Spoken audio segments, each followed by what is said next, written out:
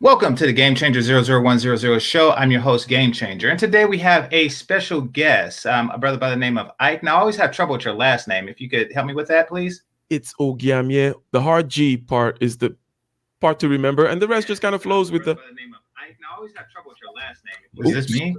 Or Am I? Is that me? That's probably me. My bad. My bad. My bad. So,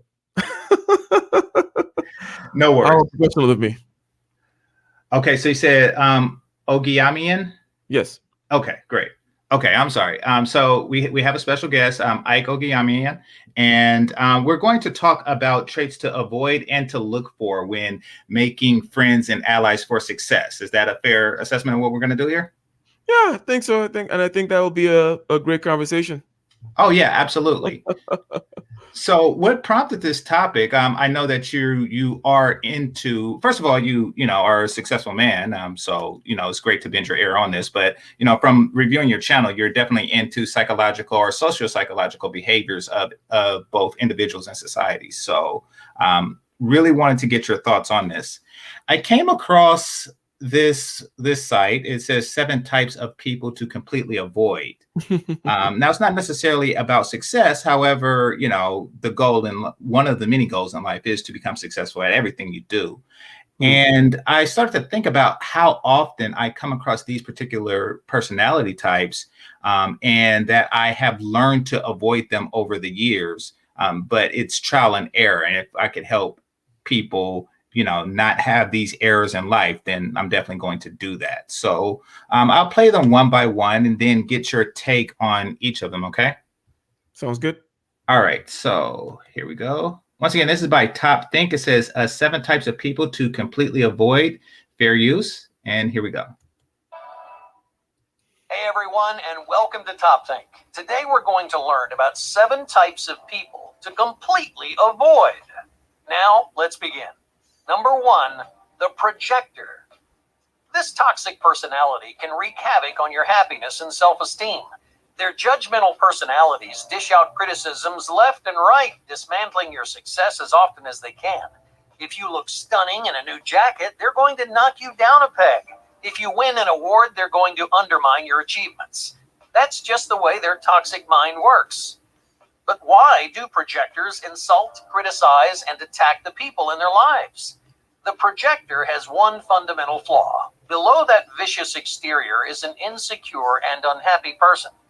Well, to put it plainly, projectors just don't like themselves. They can't accept themselves for who they are. They're not proud of what they can do or what they've achieved. For many people, this kind of unhappiness motivates change. It encourages them to take action, to improve, and to grow. But projectors ignore their self-hatred by channeling their unhappiness into other people. They don't feel proud of or happy for their friends because they just can't experience those emotions for themselves. That's why projectors adopt a negative attitude toward the world around them. They convince themselves that the world is full of unhappy and self-loathing people. It's a negative and discouraging thought, but it makes projectors feel better about themselves. So, what happens when someone in their life seems happy? What happens when a friend or a partner begins to find success? Well, a projector makes it their responsibility to bring you down. They want you to be unhappy and unfulfilled, just like they are. But don't let a projector steal away your pride. Don't take their criticisms to heart because they're not trying to help you. They're trying to even the... Okay, one moment. I tried not to let it play for 2 minutes just to help with the algorithm. But once again, fair use. Playing field. They may not realize how unhappy and unsatisfied they are, but you can. So get rid of the projectors in your life. You'll be a whole lot happier without their constant negativity. Okay, so your thoughts on projectors? So the first thing is, it's more like projection as opposed to projectors, as in projection is something that we are all prone to, right? True. So, and for those of you who don't know, projection is when you feel a certain type of way and you attempt to make others feel that way. Yes. Yeah. And what I find to also be perhaps a subtle manifestation of the same thing is when you have a dislike or a judgment towards someone, about something that they're doing. It could be anything from aesthetic to some kind of behavior, or they're always a little like 1 minute late, whatever it may be, something that you find particularly off-putting in the external world. Almost 100% of the time, you can always turn around and ask the question, like, what is it about me that I don't like in that thing, right? So before we get into the dangers of projection and how, the negativity of it and so on and so forth, to observe it in ourselves is the first thing I would say. And that a lot of times, whenever you have some kind of a judgment, and it's more of like on this irrational judgment, and you have an argument for it, but it really is just, it comes up, it becomes an irritation. The person is an irritant. Mhm. And really, it's not based in much other than something that is within you that you struggle with. So, having said that, right, then there are people who don't know how to handle that kind of stuff, and they go spewing it everywhere, right? They criticize this, or they feel it's just another way of me repeating. I repeated what you said. They feel a certain way. They want other people to feel that way. Now, really, it's about not exercising critical thinking in real time, right? I would Mhm. say, well, how does this affect success, right? Why do you want to stay away from this? Because these kinds of people tend not to see opportunities, or people doing this are not really looking at situations and exercising real-time critical thinking. They're more like having these preformed judgments about people, places, scenarios, and it's usually on the negative side. It's not going to work out, right? These people never see the silver lining, which therefore they don't see the opportunities. Therefore, they don't try out for business.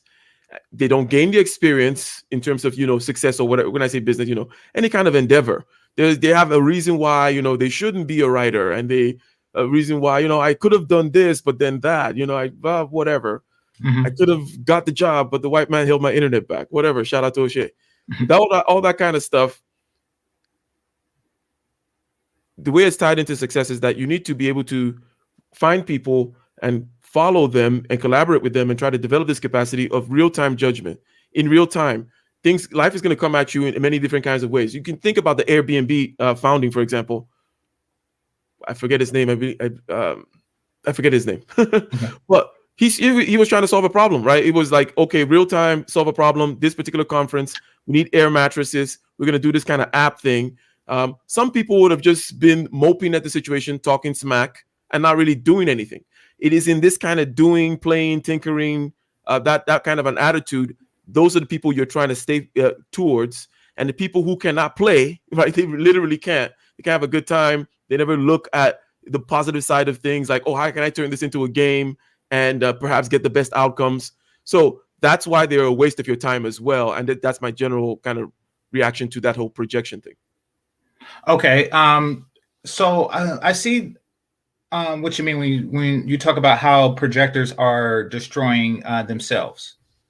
And that is, because they apparently a projection is a feel good mechanism, meaning that you're comfortable with where you are as long as you have this belief that everybody else is this way, or you can make others feel this way.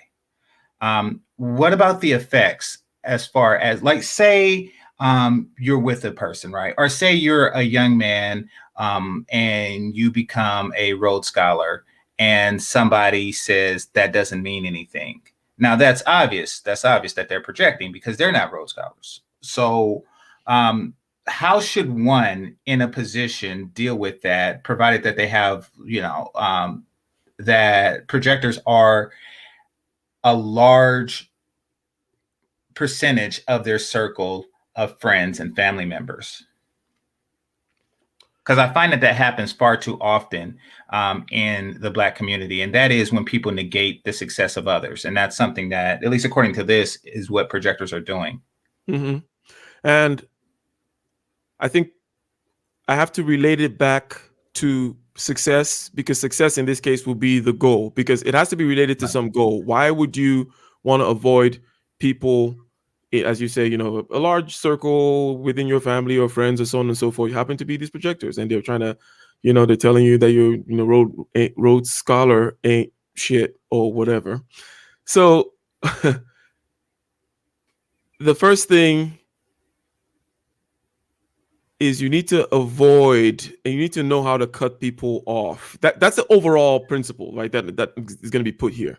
But Okay. then you got to cut them off for a reason, right? And that reason will determine who you cut off, right? So cutting people off for a reason, vis-a-vis success in this case, is just kind of realizing, because this is a question of time, time, energy, and things like that. It's not a question of how you feel about them, right? It's not like you hate these people or anything, but generally speaking, if you're gonna do anything even remotely exceptional, nothing particularly crazy, just remotely exceptional within your particular circles, you're gonna need to move on to the degree to which the people are not being productive in that sense. So you can't be spending as much time with them or getting their particular idea pathogens in your ear, idea viruses, negativity. Again, going back to the whole not exercising that critical thinking to help you anyway. So you're spending energy not on exercising any particularly helpful skill when in the social world. Makes sense to go with people whom you're going to be at least exercising problem solving. And people who exercise problem solving already have a particular view of reality, which is that they exercise real-time thinking to try to tackle it in real time, as opposed to these other projectors, right? So if a goal could be like, let's say, success, I can think of others like peace of mind, generally speaking, mental health. For all these reasons, you need to limit your time with people whom are, in this particular negative category that we just defined, right? Absolutely. So if you find somebody who is basically undermining your accomplishments in a passive aggressive way or just an aggressive way, then you definitely want to limit your contact with these people. I know that that's a lot of the time easier said than done. These are often colleagues, family members, and friends who are tightly connected in your own network of friends. But understand what they're doing and understand the negative effect that they can have on your life. All right, so. Right quick, let me just read this. I want to thank you, Alfonso. He said, W. Alfonso. It says, I'll check this one out later. I'm sure it would be good. Absolutely. Okay, so next up, here we go. Number 2, the gaslighter. Gaslighting is a form of emotional abuse that's recently come into the spotlight. People have begun to realize just how common gaslighting is, but this common kind of manipulation has been around for some time. So what is gaslighting? Well, to gaslight someone is to make them question their own judgment or perception. For example, you may believe that your friends and family love you, but a gaslighter may try to convince you otherwise. They may spread false information claiming that your friends and family talk about you behind your back. That false information creates distrust. It damages your relationships with your friends and family, and that gives the gaslighter more control over your life. And hey, that's ultimately what a gaslighter is after. Control. They want you to doubt yourself. They want to make your decisions for you, so they force you to rely on them. When you depend too much on a gaslighter, they begin to take over your life. Avoid this vicious cycle at all costs. Don't let anyone make you question your own sanity. People will try to spread self-doubt. Gaslighters will tell you that you're ruining everything or that everything is your fault, but it's not. There's a reason you feel confused and frustrated by these moments of uncertainty. It's because someone is trying to manipulate you. So instead of falling for their tricks, just make some space. Take some time to think on your own, because you may have a gaslighter in your life. Number 3, Okay, so gaslighter, your thoughts? Gaslighter. That's a trippy one. That's a crazy one, because behind the gaslighting, behind the gaslighting technique, there is a fundamental purpose, which is control, right? And then it's a question of how does one resist this control? Now, this is enticing to one in various degrees. What I mean is there are people whom like the social thing and can therefore be ensnared by social trappings and, oh, listen to this person, or that person is my friend, or, you know, in other words, people who are more prone to, social manipulation, right? Mhm. If whatever spectrum you're on that, you should know we're looking at different personalities or personality traits from a negative kind of thing, people to avoid, and so on and so forth. And therefore, it makes sense that we're pointing out that personality and knowing your personality is key. So within this range of how extroverted or introverted, how extrinsically motivated versus intrinsically motivated you are, you need to know Mhm. where you are, because then you know the particular points, you know the weak points, you know where you're exposed, you know where you can be attacked, you know the disadvantages, in other words, of your particular psychological type. So know how much you're easily swayed by this kind of a social thing. And then another thing is you need to be able to develop that capacity again, the capacity about real-time critical thinking and seeing the universe as a place where you can take action, right? You need to be develop that so that that gives you almost a shield against the opinions of the kinds of people who would want to then gaslight you, because their opinions should not even matter, right? Oh, they're coming you, telling you this, telling you that. It's like whatever story they're painting, and you need to be able to create a certain level of space between story and your reality, whatever story they're saying, right? And it shouldn't Mhm. matter that much. In other words, you should be practicing something, which is again that real-time critical thinking that the world is a place for positive action, positive meaning enacting, active, right? As opposed to just some kind of social weird stagnation and so on and so forth. Seeing where you are, how prone you are to fall for this trap, and then also developing some independence. And I described a particular way of developing independence in this case. And then there are other ways, such that their ability to control, which is what is behind that whole gaslighting technique, Mhm. is not effective. That you're immune to it, if you will. Okay, so being self-assured, and yeah, and being self-confident and self-certain and things like that will help you to understand how to avoid gaslighting. I get it. And yeah, I definitely agree with that. It's interesting that separating one from one's social circle is used as a method to control them. Mm. Like I don't see how one would think to do something like that. Like say you have a circle of 7 friends and you bring in an eighth one, and this is just for everybody to kind of give an example of how it works.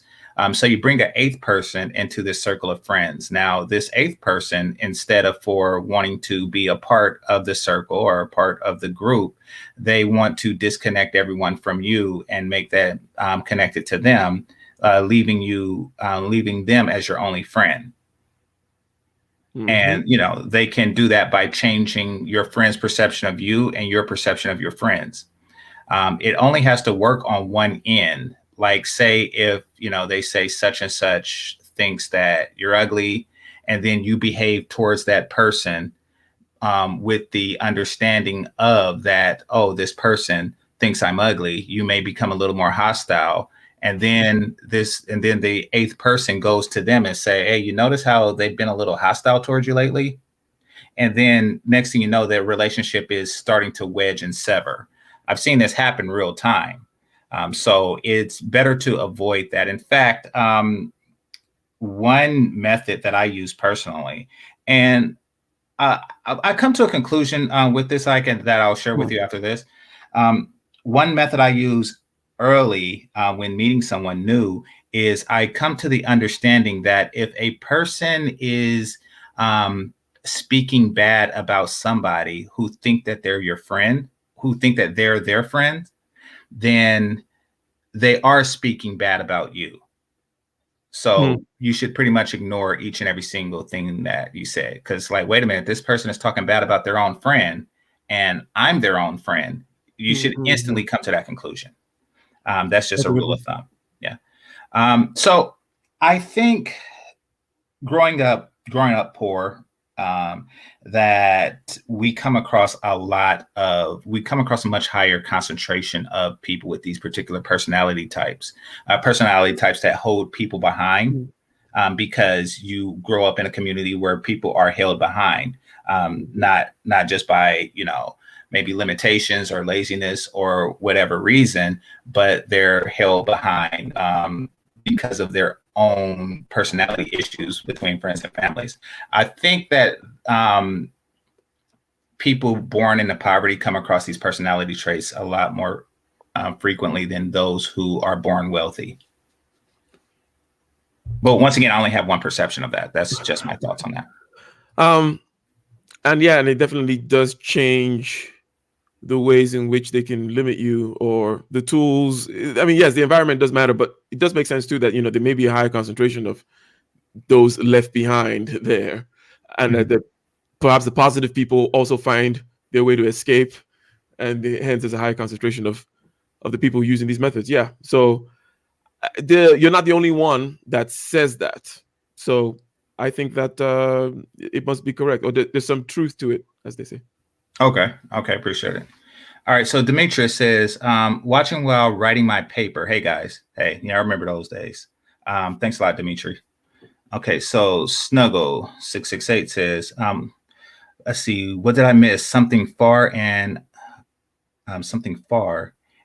how would this conversation help the mindset of the community to reach to higher heights? Well, I mean, to avoid toxic people in community helps the individual, and a community is a collective of individuals. So that's how. And also to seek out these personality traits in yourself, so you're not toxic to others. Because I think that a lot of people are doing these things instinctually and not really consciously. Therefore, they may not even know that they're doing it. Like they may be projecting and they not know that they're projecting. So that's how it helps. All right. So number 3. So number 3 is labeled the backstabber. Let's see. Backstabber. Backstabbers look like trustworthy friends. On the outside, they seem like people you can rely on. They say, "You can trust me." But then when you leave the room, they betray you. They spill your secrets and vulnerabilities. They act like different people, and you realize your friendship means nothing to them. Backstabbers don't value the trust or confidence that other people place in them. They see each of their friends as pawns in a game. They act like your friend until the time is right, and then they throw you under the bus. So how do you know if you have a backstabber in your life? Think about the secrets you trade with your friends. They may know everything about you, but how much do you know about them? Backstabbers know a lot more than they tell. They dive into the vulnerabilities of others without exposing their own weak spots. This dynamic creates a lopsided trust. Yeah, you trust them, but they don't trust you, and it becomes easy for a backstabber to betray you. You have something to lose, but they don't. For trust to mean something, it has to be mutual. Trust is an exchange of weaknesses. You both have something to gain and something to lose.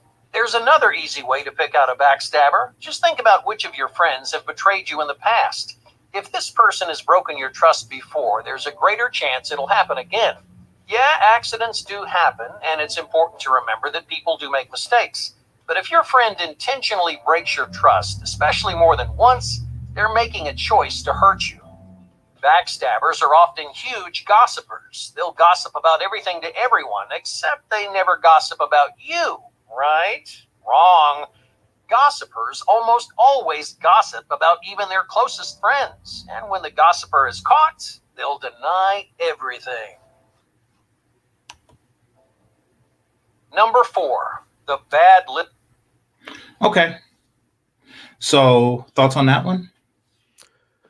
The backstabber. Well, there is something that comes to mind with that whole backstabber thing. Don't tell me it's a song by the OJs. Smile in your face. So There is something about arenas where backstabbing is more prone to happen. Types of people and types of activity. Let's take, for example, politics, which I would say Okay. is one end of the arena, right? In politics, there you don't have skin in the game as much, right? You don't have some kind of a business. Let's say you're a politician. You're spending other people's Mhm. money, right? Right. You don't really have the experience that come with, you're not a plumber, you're not a account, you're like, you're not doing something whereby there's immediate feedback with the market, right? You can't be a horrible plumber messing up everyone's toilet and last very long, right? Mhm. However, you could be a total politician lasting in an arena of politics by doing things like backstabbing, right? Mhm. And manipulations of all those kinds. So the first thing that comes to mind with this backstabbing thing is to pay attention to certain kinds of arenas. And I would say that the distinction to draw between that works for arenas and people is to ask, where is the skin in the game that this person has? Where is the skin in the game that this particular knowledge base has? For example, it could be, um, let's say, physics. And you're like, okay, I know that this is kind of rigorously tested in labs all over the world. Um, and there are reasons, game theoretic reasons why people are incentivized to want to take down whatever the prevailing knowledge is, right? And say, Mhm. oh yeah, I was able to prove Einstein wrong or whatever, right? Mhm. So you're like, that's kind of where the kind of skin in the game that is that has, okay. And then you compare different landscapes like that. I describe politics, also describe certain kinds of like NGO, global United Nations committee to save the whatever, right? Those kinds of places you can find all kinds of people that, in other words, because of the nature of them, not to slam them, but those are the kind of areas where you can find more backstabbers and stuff like that, right? And how do you find the allies? Well, you're looking for people in this other arena more so, people who do things, and usually typically on a micro level. It's like if you're a economist, it's harder to bullshit, but it's very easy to bullshit macro stuff, big politics, large geopolitical, whatever. You can talk a lot of, because it's hard to test and who knows and blah blah blah. And so that's another kind of arena, a way to, like, when things get macro, it's easier to BS. And also when things get more and more political and social, it's also easier to do the backstabbing BSing thing, because Mhm. otherwise, as a plumber or as a surgeon, for example, you can, vis-a-vis your skill, vis-a-vis how you're interacting with the marketplace and the people, what people know you for, you're not going to find a lot of BSers in there. Anyway, so that's something that comes to mind in the sense that arenas and types of people, and then measure it with how much skin in the game is their endeavor or their personality. How much skin in the game do they put in? Is it all just fluff, or is there some immediate feedback that they get from what they're putting out there? Okay. Okay. So you're saying stay away from people who excel in careers where backstabbing is required, You meaning gotta at that least watch them. Yeah, you gotta at least like be suspicious, right? no, Because yeah, I yeah, get it. Like, yeah, like maybe law or something like that. But why would an automotive engineer do that when his life depends on his skill set, not necessarily his ability to bring down others? Huh, that's interesting. Do you think that some people backstab just because that's a personality flaw? Like not, they 100%. like they don't need a skin in, they don't have skin in the game. They just do it because I don't know. Yes, I would say that, you know, those sins of ours, they are not really a question of missing the mark in the sense of trying to, or they're not only a question of missing the mark with regards to some kind of functionality. Like, well, I tried to do something, but I didn't do it right. Mhm. Um, Things like backstabbing could be completely divorced of a particular end or a purpose, right? It's more of a need for control, right? Right. And this need for control typically comes from, and it sounds maybe pop or silly, but really, when you need to control like that, again, what you need to do is watch yourself, okay? there's something going on to this person, and we're saying that anyone can be prone to this, maybe some people more or less, but that need to control is something that you can see manifested in this or that area of your life, right? So in that regard, whenever you're needing to control, watch yourself, okay, as the first step. Then the question that immediately comes up with this whole thing is, how finely tuned are your instruments of watching yourself? How well skilled are you in the art of watching yourself? Because watching yourself is a big part of A, not participating in this BS, these kinds of traits, B, being able to keep people very far away from you who do those kinds of things, being able to spot those kinds of spots, right? So it's like, how finely tuned are you at the art of watching yourself and seeing what's going on in there in a granular fashion in terms of what's motivating you? Not just, oh, I feel a certain way towards this person. It's like, well, what does it feel like literally? Like, is it in your chest? Is there a tightness in your stomach? Is there just is the back of your ear just hot when this person is around? Watch those things and then find out that you also have space for freedom within that. In other words, that you can watch those things happen and you can make a better decision. Better decision could even mean maybe you still want to manipulate this person or whatever, but you're not being guided by just raw feelings, right? You are able to watch, in other words, the bodily manifestation in this case of what jealousy or whatever may be. So rather than just act, you need to be able to watch yourself and look and be like, okay, heart rate raising up, okay, a certain kind of tightness in my chest, things going on in my head, flashing in my head about why this person is a dumbass or something or whatever reasons, so on and so forth. Maybe the ringing in my ear even goes up, right? But watch those things rather than be lost in those things, because that's what gets everyone in trouble, when you're quote unquote lost in your feelings or lost in your head, right? I got you. So, okay. So you're saying that you have that humans have like a sense when a toxic person is near them, and I agree with that definitely, and that they should pay attention to it. Yeah. Yeah, if you're watching yourself in that way, then you'll be able to you're able to see the subtle signs in someone else, because they're just things that we pick up, and then you'll be able to just know. And that's why it's about people to avoid, right? Because it just ends up, well, when you spot this, run away. That's the that's the summary. Yeah, pretty much. Okay. Melody says, or Sweet Melody Speaks, excuse me, says, I actually know someone who has all of these personalities you're presenting. SMH, shaking my head.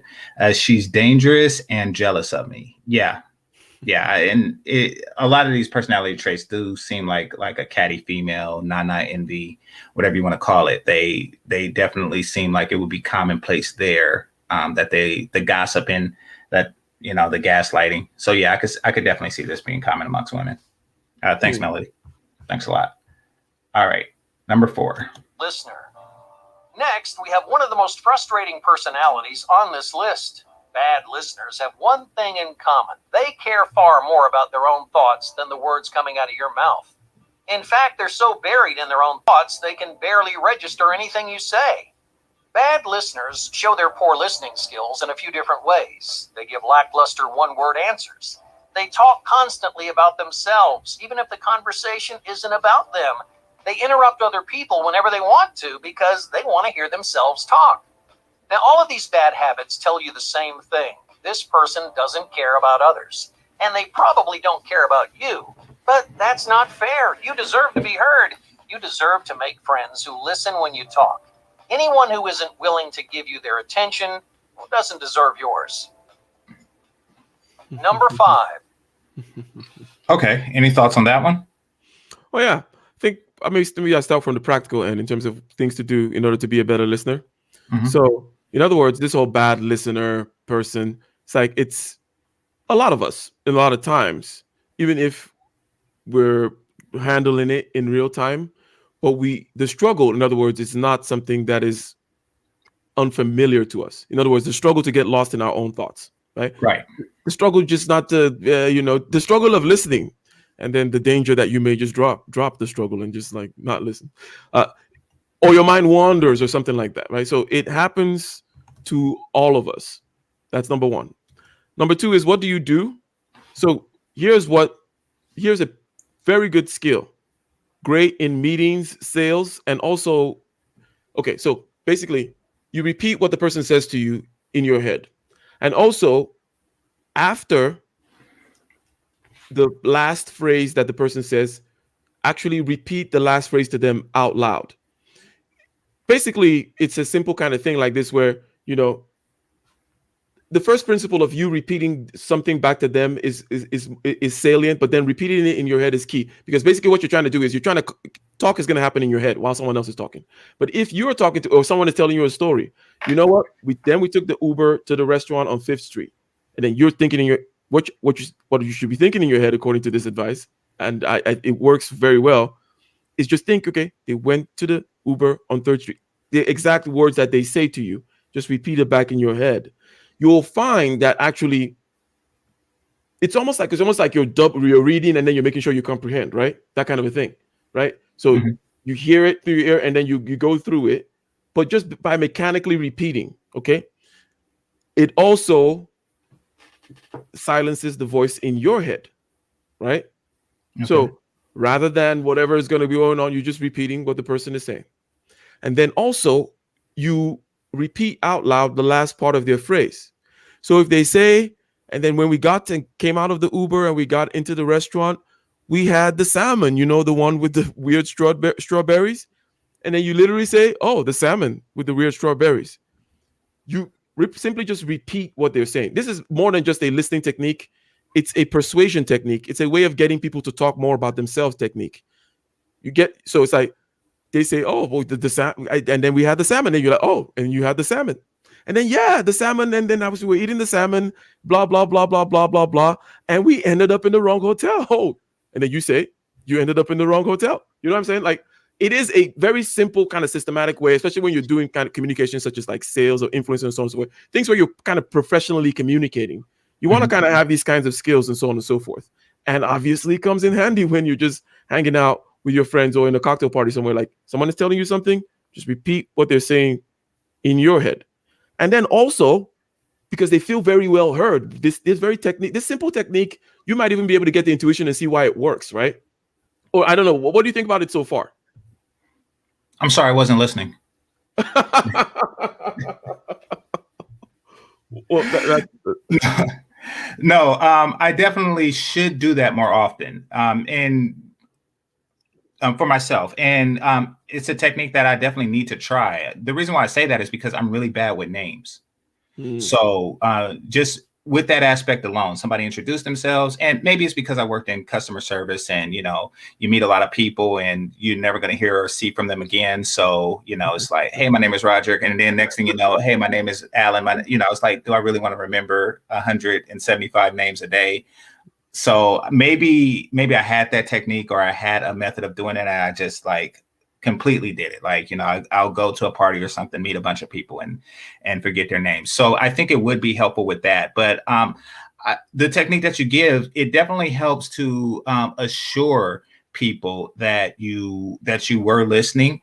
I prefer, as far as that goes, I prefer to give like a overview of what they said versus the last sentence, because with me, when people give the last sentence, what it says to me is like, you know, they kind of shifted out of focus and then heard the last, because I do that. I do that while I was in customer service. I would shift out of focus and then say, oh, okay.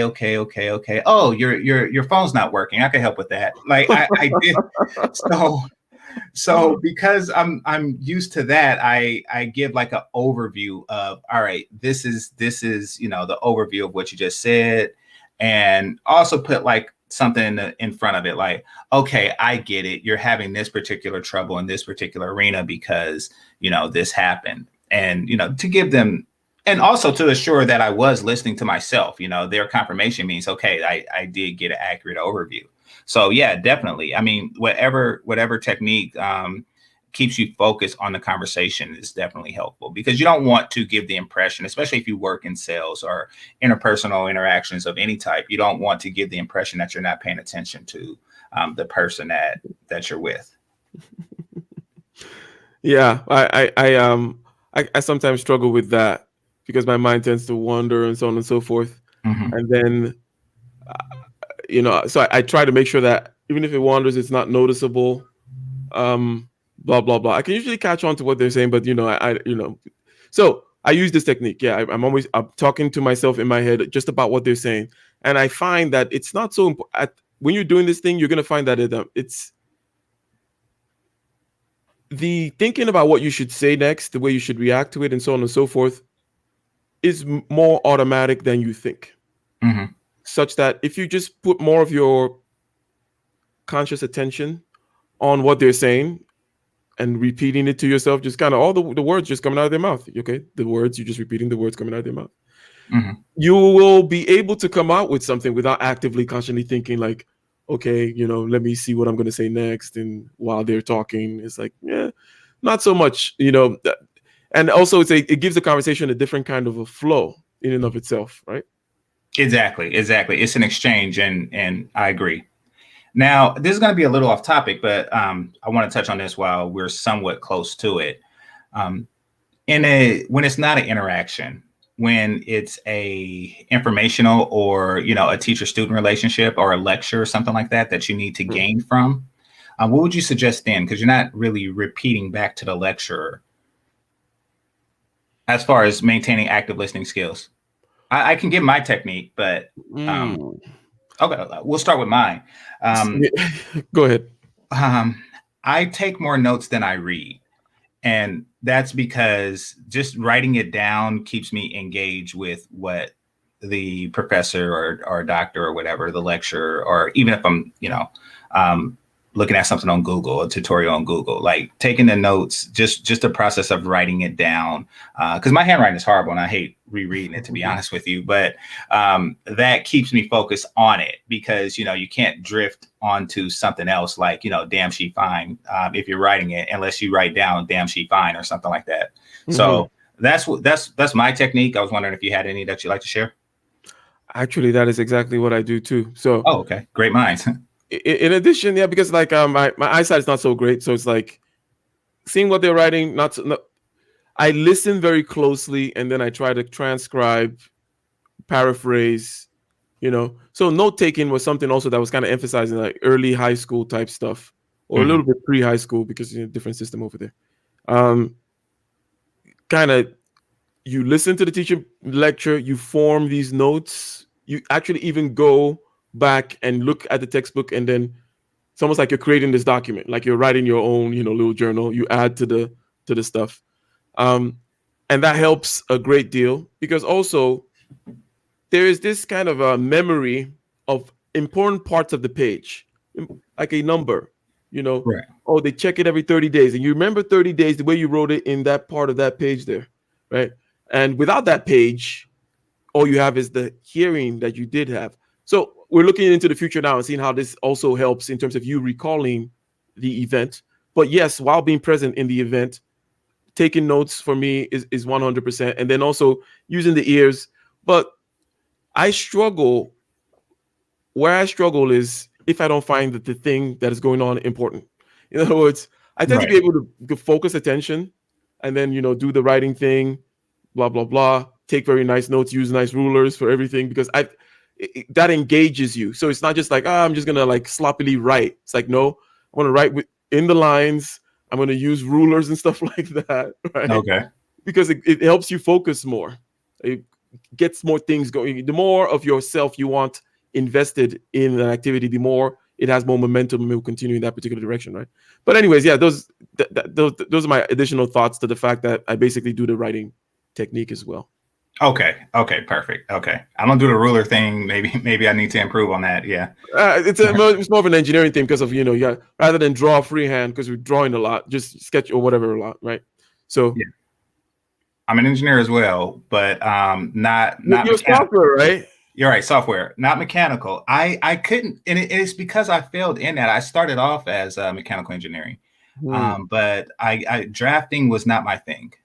Art of any type just wasn't my thing. And I came up in the day, before they had the software to do it. So we were doing it by hands, with all the different pencils and, lead density and stuff like that. And I was like, something, this is not for me. And then 3D perceptions. Yeah. But it was required that I take some software, and I was like, okay, I like this. Gotcha. Yeah. It's the drafting aspect of it is what got me out of architecture as well. So basically, I was going for architecture before. Okay. Or what I mean, like the tedious aspect of doing certain kind of design work, produce what I call it busy work, because I preferred. I was like, you know what, I can go to the engineering side, and then I can go do physics, mechanics, thermodynamics, fluid mechanics, all these different kinds of things, and understand what stuff is, as opposed to, well, we need, buy this 8 by whatever canvas and do this particular project on it, and then make sure you have all the right pencils and right lines. Like, I'm a little bit of a kind of messy in that way, in terms of like, I'm like, okay, I hover above a particular issue, a topic, a subject, whatever it may be. I get the basics of it, and I don't want to spend any more time than I think is necessary to just get the basics. Later, fine tuning of certain skills or whatever, not so important to me. In other words, I don't learn by that kind of induction where I need many different points to go then do induction. I'm more deductive. Like, okay, here's the general principle here. Let's move on. So engineering seemed to embody that more. And yes, I completely understand all that drawing stuff, but I do like drawing though. But to me, it was like too busy. Like, let me go learn the actual physics. Yeah. Same here. I actually would like to be able to draw. I'm just not. It's not in my skill set. I guess the same thing that makes my handwriting bad is the same thing that keeps me from being that type of engineer or architect. Absolutely. All right. So the one says, good topic. Also, like, I just noticed your channel video dedicated to Nietzsche, will to power, and I will, also placing quotation marks, check that out. Salute, Alpha Kings. Okay, appreciate you. And yes, I got the pun. All right. And Melody says, hit that like button. Thanks a lot, love. And yeah, please hit that like button. Hit that like button, people. All right, number 5. The peacock. Peacocks care way too much about what other people think. They govern their lives according to other people's opinions. Why? Because they can't tell the difference between attention and self-worth. They broadcast an overconfident, boisterous exterior, although the person underneath is very insecure. That's why they try so hard to be the center of attention. They think being liked is the same thing as liking yourself. Making friends with a peacock can be frustrating. They seem like good people at heart, but they crave status above all else. They think of everything in terms of external value or social charisma. That's why many peacocks become bullies and betray their friends. If you're not cool enough for them, they'll turn on you. Peacocks have narcissistic tendencies that are usually easy to spot. If they're always standing in front of the mirror or care way too much about their social media profiles, this person may be a peacock. The best thing you can do is to make some space. Over time, many peacocks leave their shallow cravings behind, but until that happens, it's best to keep your distance. Number 6.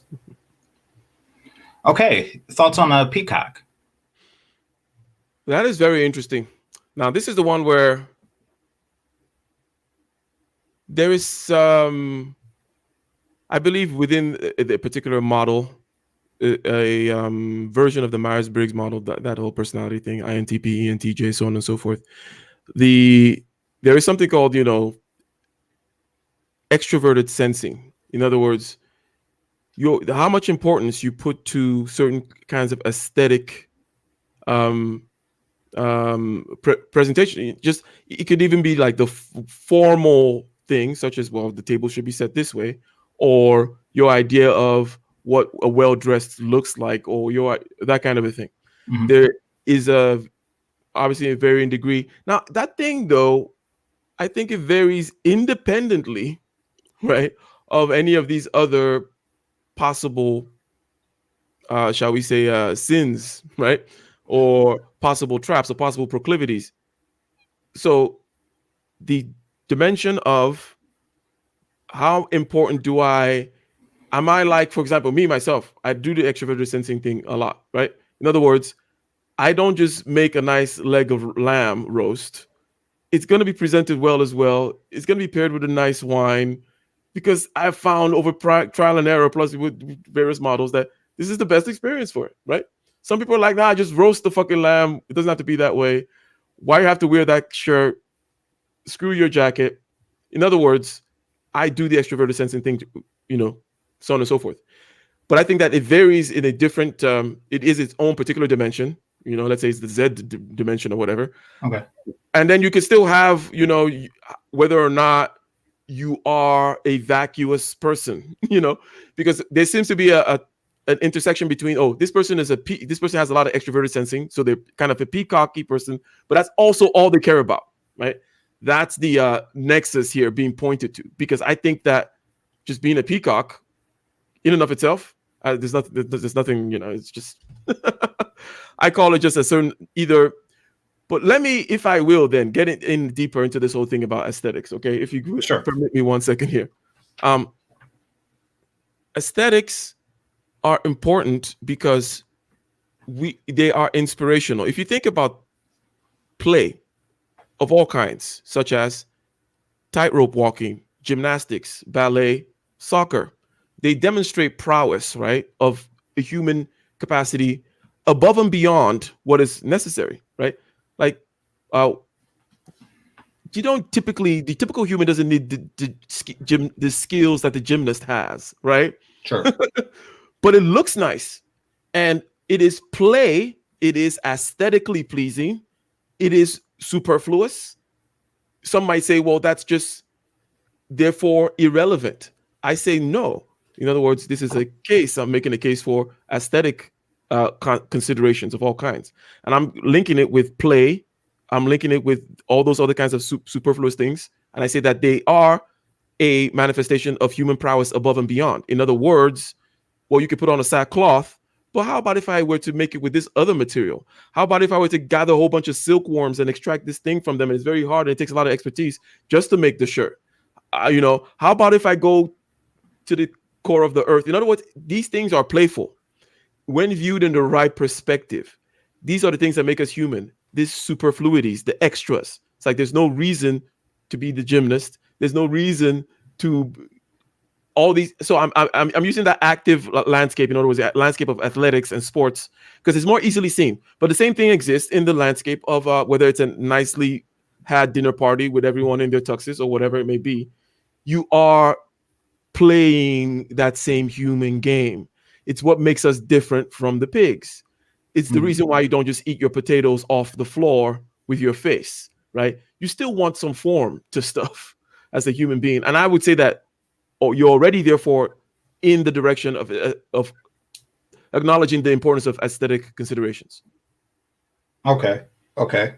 Now you're right. I agree with you definitely on the portion where they said that it's different than all the others. And I think that this is different in the sense that it does seem as though the peacock is most affected by the first four. Like if a person is a projector, if they're, or if a person is a gaslighter, things like that, particularly gaslighter, if you are a peacock, you are overly concerned with how others think about you. So a gaslighter can, tell you something or manipulate you. And since you value the opinions of others so highly, and you tie your own self-worth next to their opinions, they can have a devastating effect on your sense of self-worth. So, it seems like peacock is more likely to be a victim of these particular behavior types, the previous behavior types. And in addition to that, it does seem as though, because everything that was mentioned before seems to be a result of having low self-worth, besides the active listings. But outside of that, everything else seems to be a result of having a sense of low self-worth, and you want to either project that onto others, or you want to control others, or you want to take others down through backstabbing. Either way, you have a sense of low self-worth. Now with the peacock, having your self-worth tied to everyone else's view of you, it's fluctuating. Mm-hmm. Like people want it to be like a perfect XY linear upward thing, and that's not going to be the case. It's going to be ups and downs, even if even if there are ups, you know, or Mm-hmm. even if the tangent line is steering upwards, you're still going to when you're down, you know, or if your social media value is down or what have you, you're going to feel a lot worse because let's face it, your self-worth is tied to that, you know. So self-worth is, or shall we, there are many directions from which you can look at this identity thing, and you will call it something different. You may call it identity when looked at it this way, you call it self-worth when looked this way, you call it ego when looked at it in a particular way. Mhm. But it has content. In other words, it is tied to something always. It has to be tied to something. And then it is on you to know how loosely it is tied and how to decouple it from on the unnecessary aspects of things. What I say is, I tend to say, look, you need an identity, okay? You need an, you can't, you know, that's how we are. That's how Mhm. we operate. It's Sure. almost like it's like our software, okay? So I need to be Ike with a particular history and a sense of self-centered there, me. But what is the most basic structure of that thing, such that you can leastly, in a easy way, decouple any superfluous, additional, unnecessary aspect things that your identity is tied to, right? Mhm. So it has to do with basic principles. So it's like you are brave as opposed to you being tied to the story of, well, I'm the son of my father, he was a general, whatever, and in our family we're a family of warriors. It's different from having as part of your identity a veneration for bravery, and you follow bravery. So it doesn't matter if you're your father's son or your whatever. It doesn't matter. Like, you have a principle. So in other words, in every story, every kind of identity game that we're playing, there's usually a moral, a principle, something. You figure out if that's what you're really all about and actually pursue that actively, then you're not so tied with the fluff. Now, I wanted to just add that aspect in terms of identity, you know, and how it is tied to something and has to always be tied to something. So in the case of it being tied to this extroverted sensing, which I like, you know, make the scene, being a showman, for example, right? Mhm.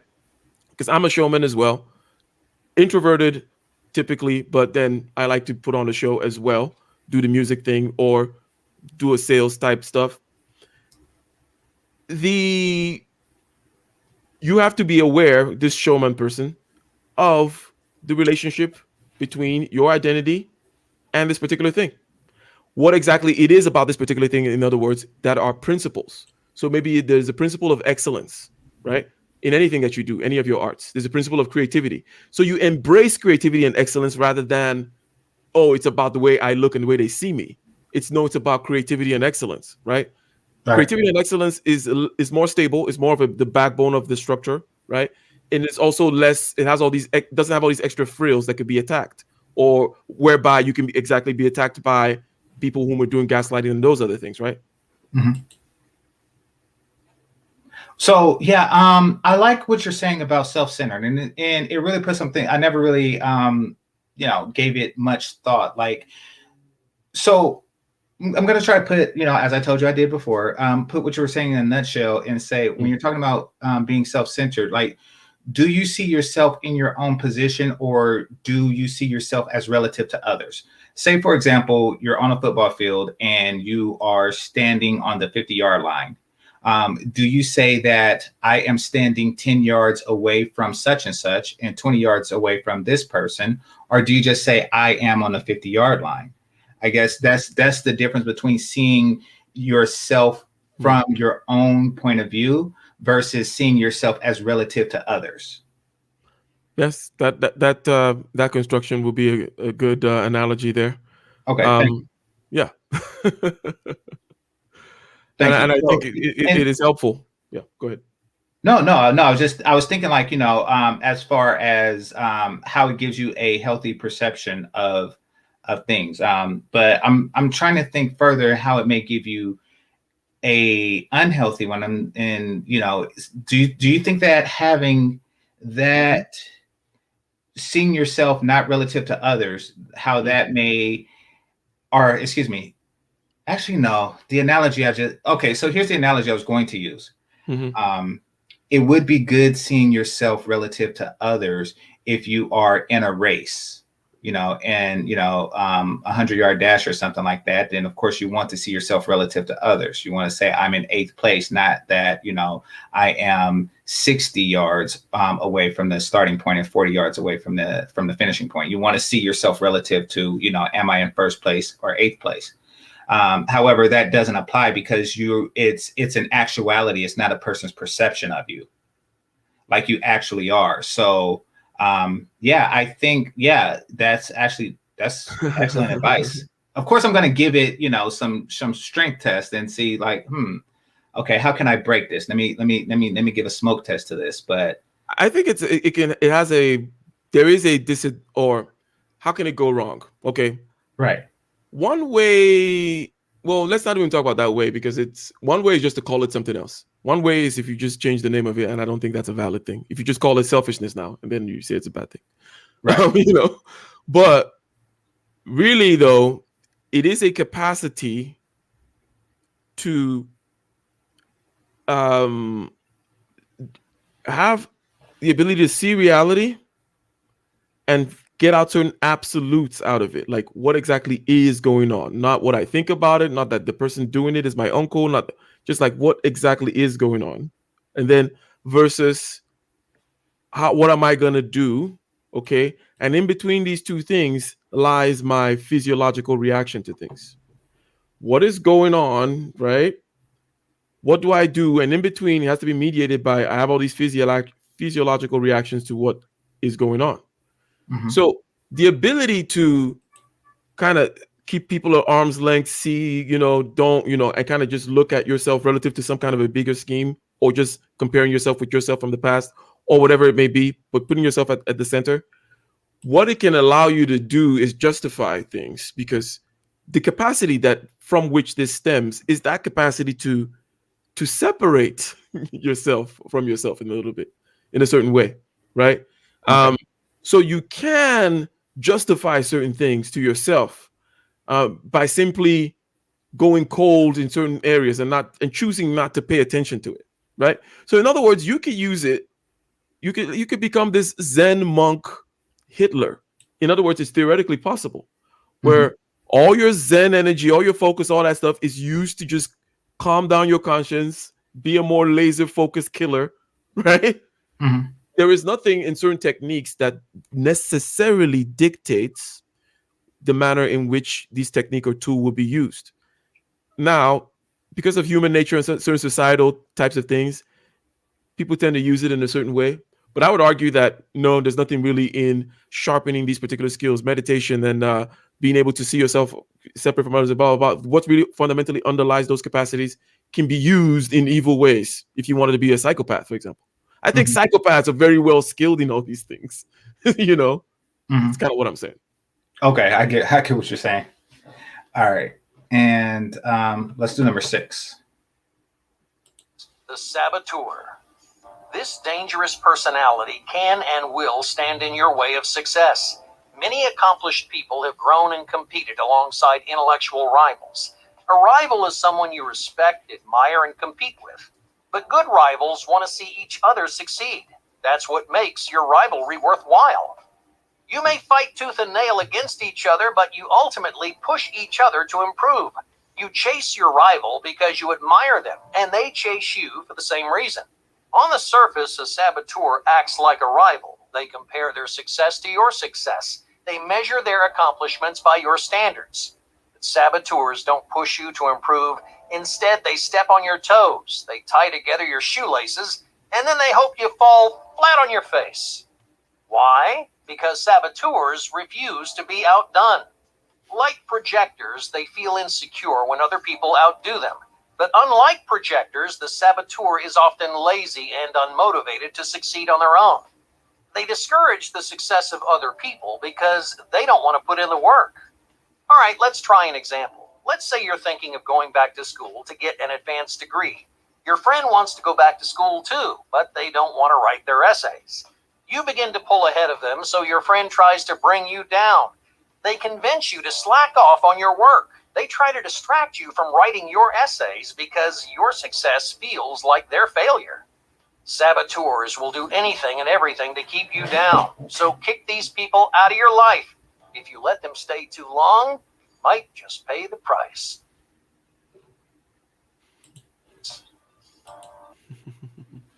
Okay, thoughts? Interesting. What number is that? Is that number 6? That's number 6. Yeah, we have one more. Okay. So, the saboteurs and also the Backstabbers? backstabbers and the Here, gaslighters. I wrote them down because you have notes. The projector, gaslighters. the gaslighter, the backstabbers, the bad listeners, the peacock, and now the saboteurs. Yeah. So this saboteur is just a different. Seems to be the same character using a different tool, same character as the backstabber and the gaslighter, right? So I think that the gaslighter and the backstabbers are actually tools of a saboteur. Well, I guess there you go. Yeah. So it's like the interesting thing about the saboteur, though, is that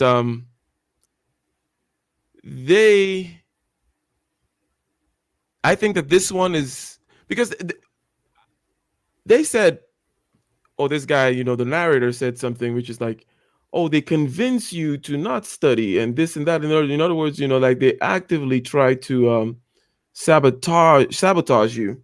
Mhm. And then I immediately try to go to that. I want to investigate, okay, conscious versus unconscious. Is it a sliding scale? A saboteur is necessarily more conscious of what they're doing or what? Because I'm kind of skeptical both ways. What do you think about the level of consciousness in terms of this kind of sabotage thing? I do think that a saboteur is, and as well as a gaslighter and backstabber, I do think that they're definitely conscious of what they're doing. I think that they get some type of thrill out of it, and they use others as competition. They see others as competition in a game that somebody else isn't playing with them. Meaning that if somebody is, like you may say, okay, I just want to have like a nice wife or something like that.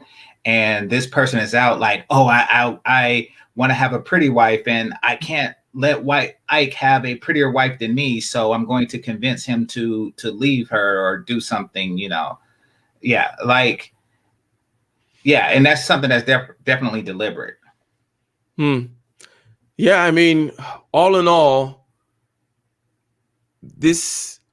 all these characteristics, I haven't said all the different things that we said about them and ways in which we can watch them in ourselves and ways in which we can kind of counter certain things, ways we can be better listeners, so on and so forth. But one thing that they all relate to is the topic, which is the topic about success, and that people whom you want to partner with, right? That's kind of one level of kind of how people come into your life in terms of success. They're either partnering with you or they're giving you opportunities. Or they're showing you some opportunities. You're saying, hey, you know what? I'm going to go buy this little spot in Arizona. These are the number of units. Do you have an extra whatever, 20 grand to throw in on it for the whatever? Then we'll get the loan. These are the kinds of people, right, that are key to one's success, generally speaking, right? And you're not going to find in other words, the typical backstabber, saboteur, insecurity-driven type behaviors, things that people do excessively, when we excessively do these things, because we're all prone to them, excessively do these things about tearing people down, not being able to look inside ourselves and seeing that, it's really about us, and then growing from there, is that these people are of no value really to you or to most people, to be honest. Right? Sure. And that to be avoided like the plague. In other words, we're social animals. Everything that you want, you're going to get from somebody else. in terms of skills, products, services, many things in terms of human interactions can be analogized as being kind of marketplace like, right? So success, therefore, is very much in that marketplace interactions space, right? So that's why when people say, oh, watch out for these kinds of people for success, it's not really just about, oh, they'll drain your time. It's that too. They will drain your time and you won't be able to actually do certain things. But more so, it's because of the opportunity cost of the right kinds of people, right, that you're missing out on. And by the way, won't have anything to do with you if you're busy spending a lot of time with these kinds of people, right? So it's a double whammy. It's a waste of time, number one. And then number two, they don't really bring anything to the table, and you need people to either teach, inspire, or collaborate with you, right? And you kind of need all these kinds of going, and maybe you will find you can extract these particular values out of different people in different times. But fundamentally, people need to be able to inspire you, and that's none of these characteristics, or they're teaching you, or they're collaborating with you and giving you opportunities, and that's a totally different kind of person than what's being described here. So, and I agree. A saboteur is somebody, and in each of these, a saboteur, the gaslighter, a projector, or excuse me, the gaslighter and the backstabber, each of these types of people are people that sneak into your circle. They can only affect your life if they're in your circle and there's some initial trust. How would you say, what would be some of the signs that a person should look for if a saboteur is sneaking into their circle?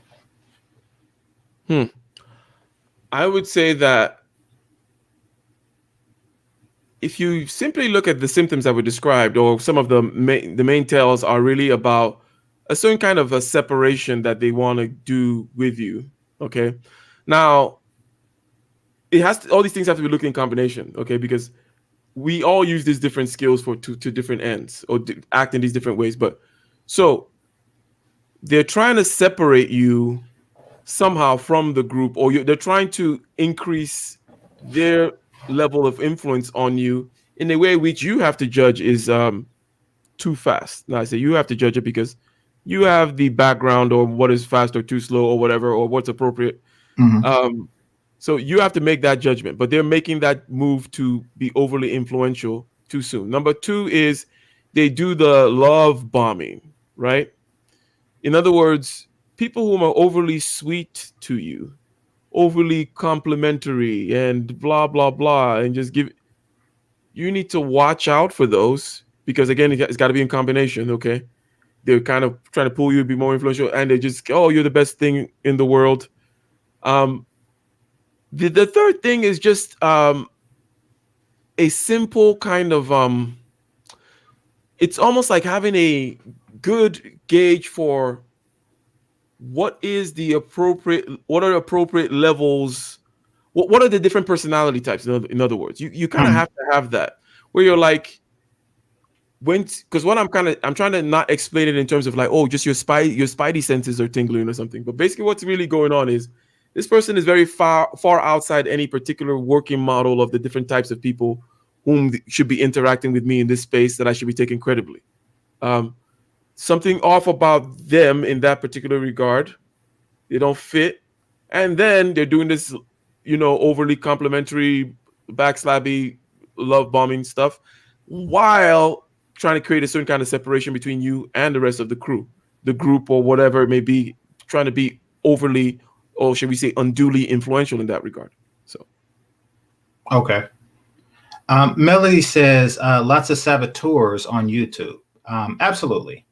Absolutely. Particularly in this sector. And I can understand why, given the setting. We're not necessarily competitors. Ike and I are not necessarily competitors, neither myself or Fantastic or MOT or Bernard or anything like that. We're not competitors. However, a person with this type of thinking sees everyone as a competitor. So, they will look to sabotage. They will look to do these things that we talked about. So, and partly because, as they mentioned before, you have the, what was it? Hold on, let me look at my list.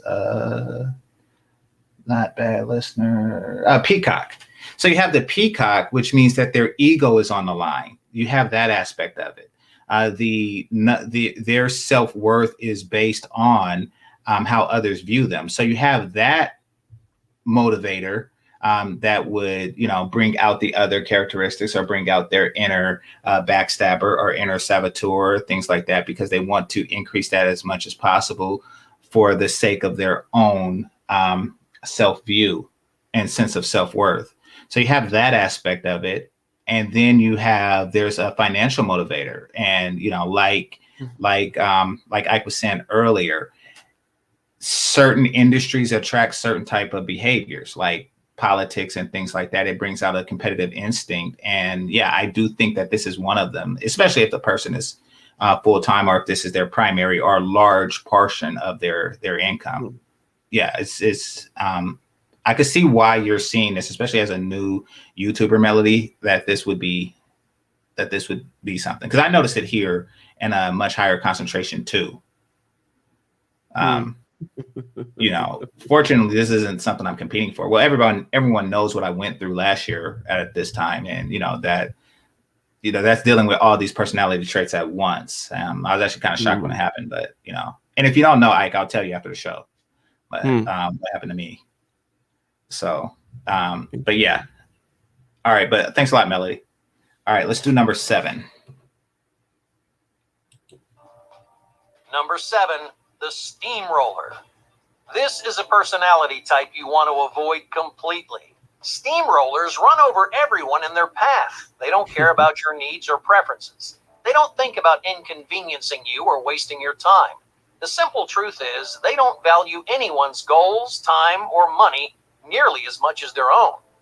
Let's say you've been waiting months to go to a concert. You've been talking about it nonstop. You can't wait to go, but on the night of your concert, your steamroller friend demands a small favor.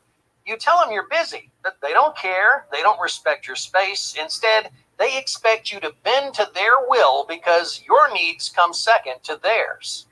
And here's the worst part. Friends give in to the steamroller's outrageous demands. They don't know how to fight back, or maybe they've just stopped trying. Either way, steamrollers learn that they can charge their way through life. Don't be one of the poor people in their path. Leave these people behind, because no one should take your needs for granted. Hey, thank you for watching. Okay, so the steamroller. Thoughts? Yeah, that is a very interesting one, because you need to, and this is like finding a unicorn, but they actually do exist, unlike unicorns. But a competent and driven steamroller pointed in a particular direction sometimes is the kind of person that you should choose as the mentor, be on the inspire side of things. Because so far I've been kind of saying, okay, you can learn from people, you can collaborate with people, they can find opportunities for you, so on and so forth. They could be your customers, but also there's the people whom have had a track record. In other words, I think steamroller is kind of obvious. Okay, people steamrolling over you, but I'm talking about the steamroller characteristic in somebody, okay, that's competent and driven. I don't know, Elon Musk and all the other baby Elon Musks out there, right? Because all these people are steamrollers, okay? Sure. You may hate Gary Vaynerchuk or whatever or not, but Gary V, same kind of thing. Steve Jobs, blah, blah, blah. In other words, success leaves clues, as they say. So in other words, in your life, number one, and also to put on the inspiration side of things, maybe you don't want to be around them, is what I'm saying. Right. But you want them to be like, okay, this guy, okay, he's like 10 years and 50 levels above where I'm trying to be, and I specifically chose that because, in 10 years, he went 50 levels. So he's, I got to watch out. And, he's good at what he does. Or maybe an older person, or maybe there are different parameters along which you may want to have kind of like mentors and so on and so forth. But these are also useful people to have. And the steamroller type teaches you a lot, because a lot of in life needs to be steamrolled through, whether it's be for good or for evil, right? So it's just because you're doing good things doesn't mean you're not going to need to steamroll your way through it, right?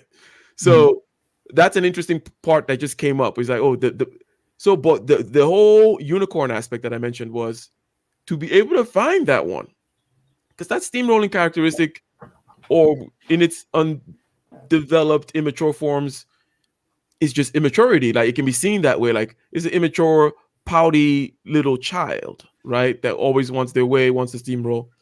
But then when it is well formed, again, so it's a competent, driven person going towards a cause, and then they can do that steamrolling thing, then they're a powerhouse, and it is necessary for your success. Mhm. You're gonna need to find this extra gear, which is not very palatable in terms of social pleasantries, right? People tend not to like that gear and people so a lot, but it is absolutely necessary in order to be successful in anything.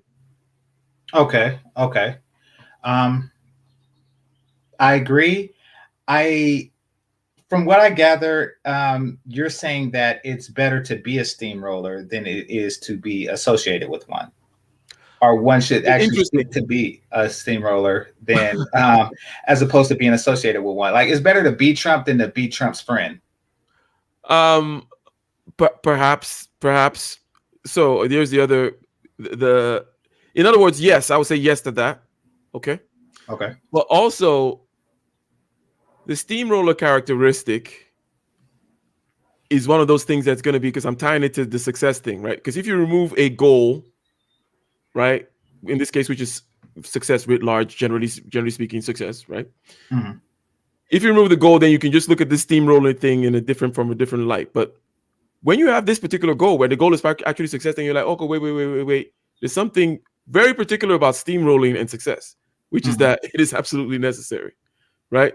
However, the wrapping of this particular steamroller that they described in this video, in other words, it's like when we started out, we're saying it's not about one particular attribute, okay?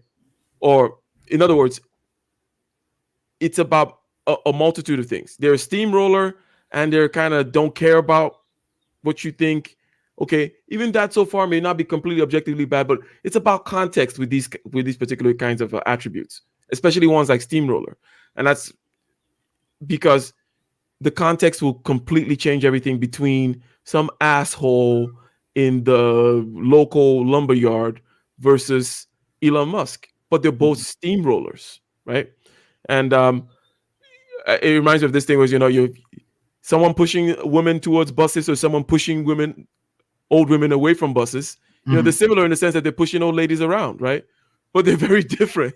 One is pushing old ladies into buses, one is pushing old ladies away. So steamrolling is necessary for success, right?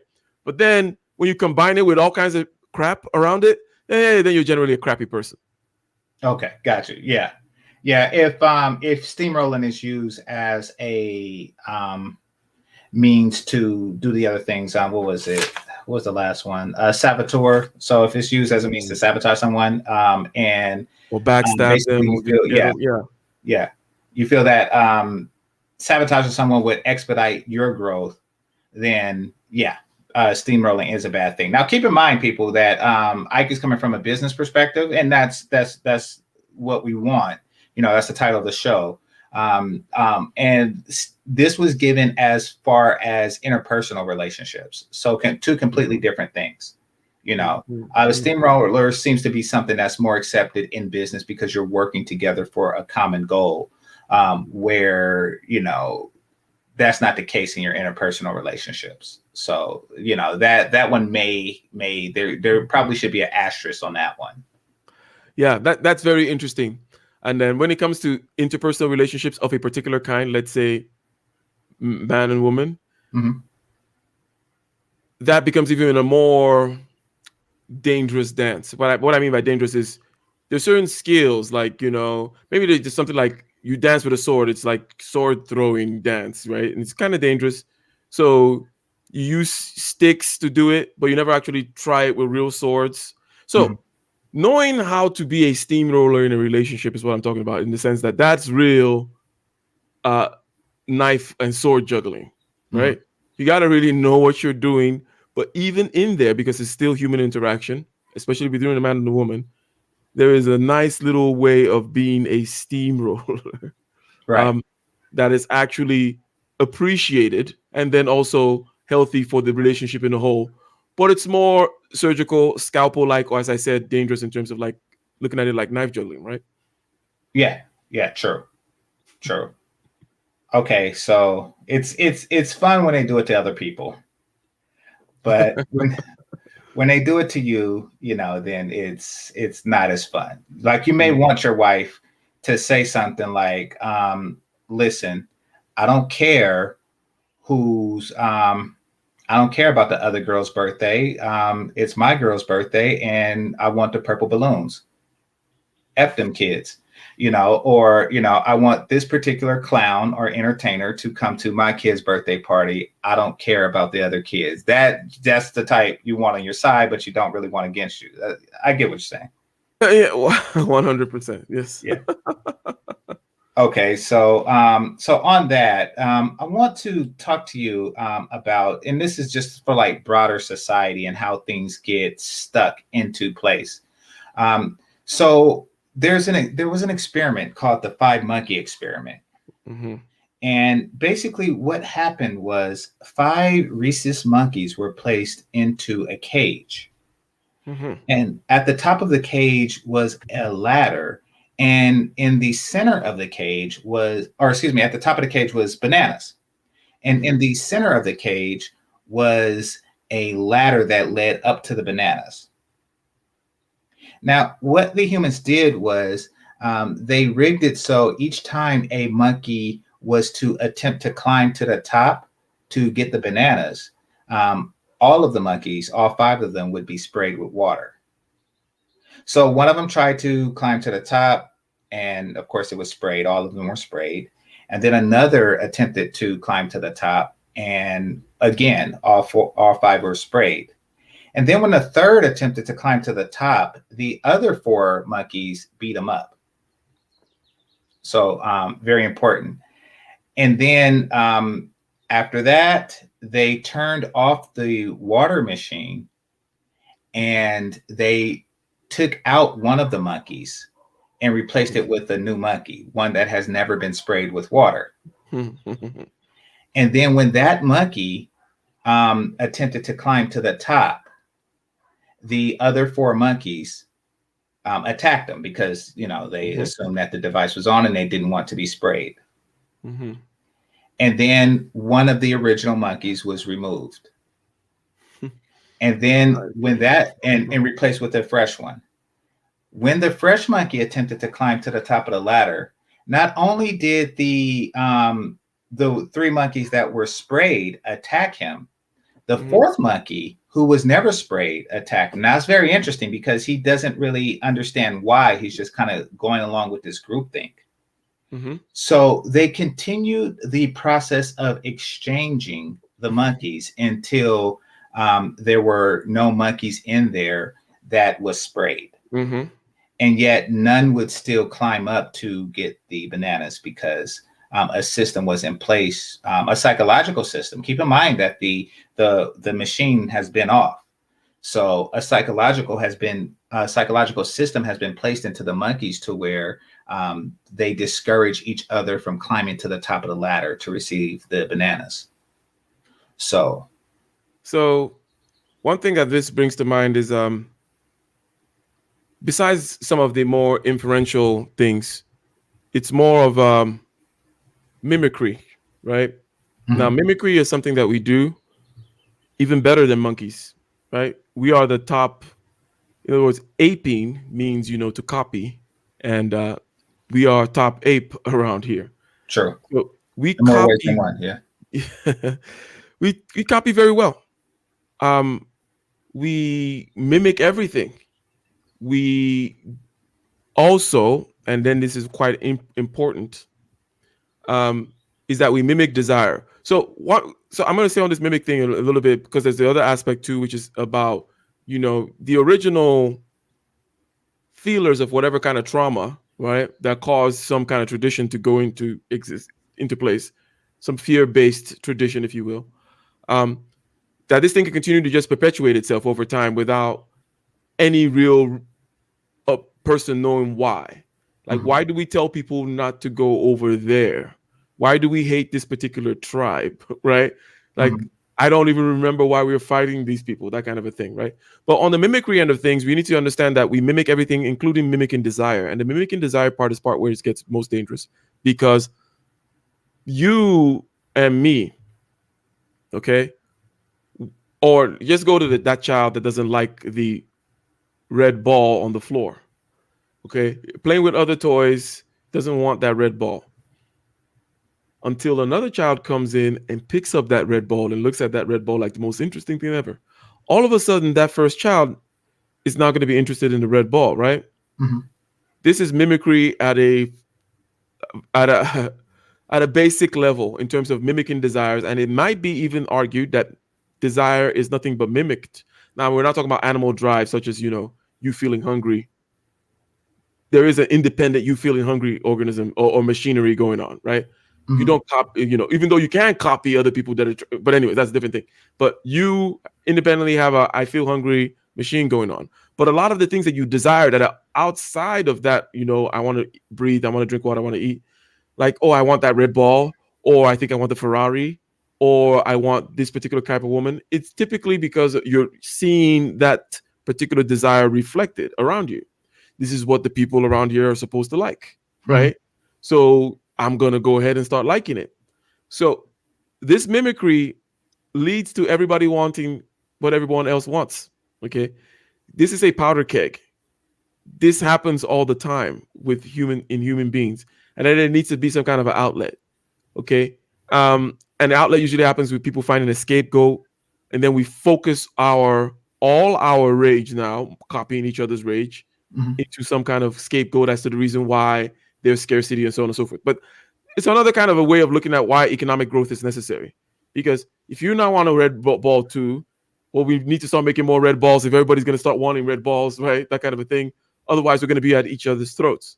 So there is a direct line between this mimicry to violence, as also it is shown in this case, but it's more done in a different way, right? But mimicry tends to lead to violence, and it is something that we need to watch out for in ourselves. Okay.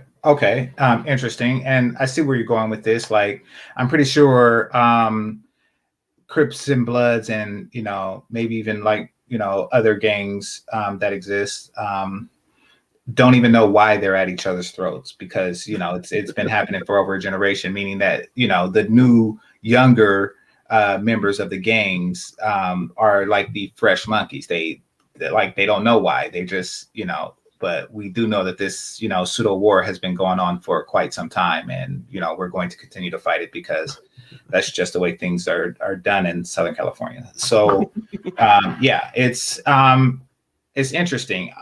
So what about the aspect of the bananas? Like, none of them will ever get ahead as a result of it.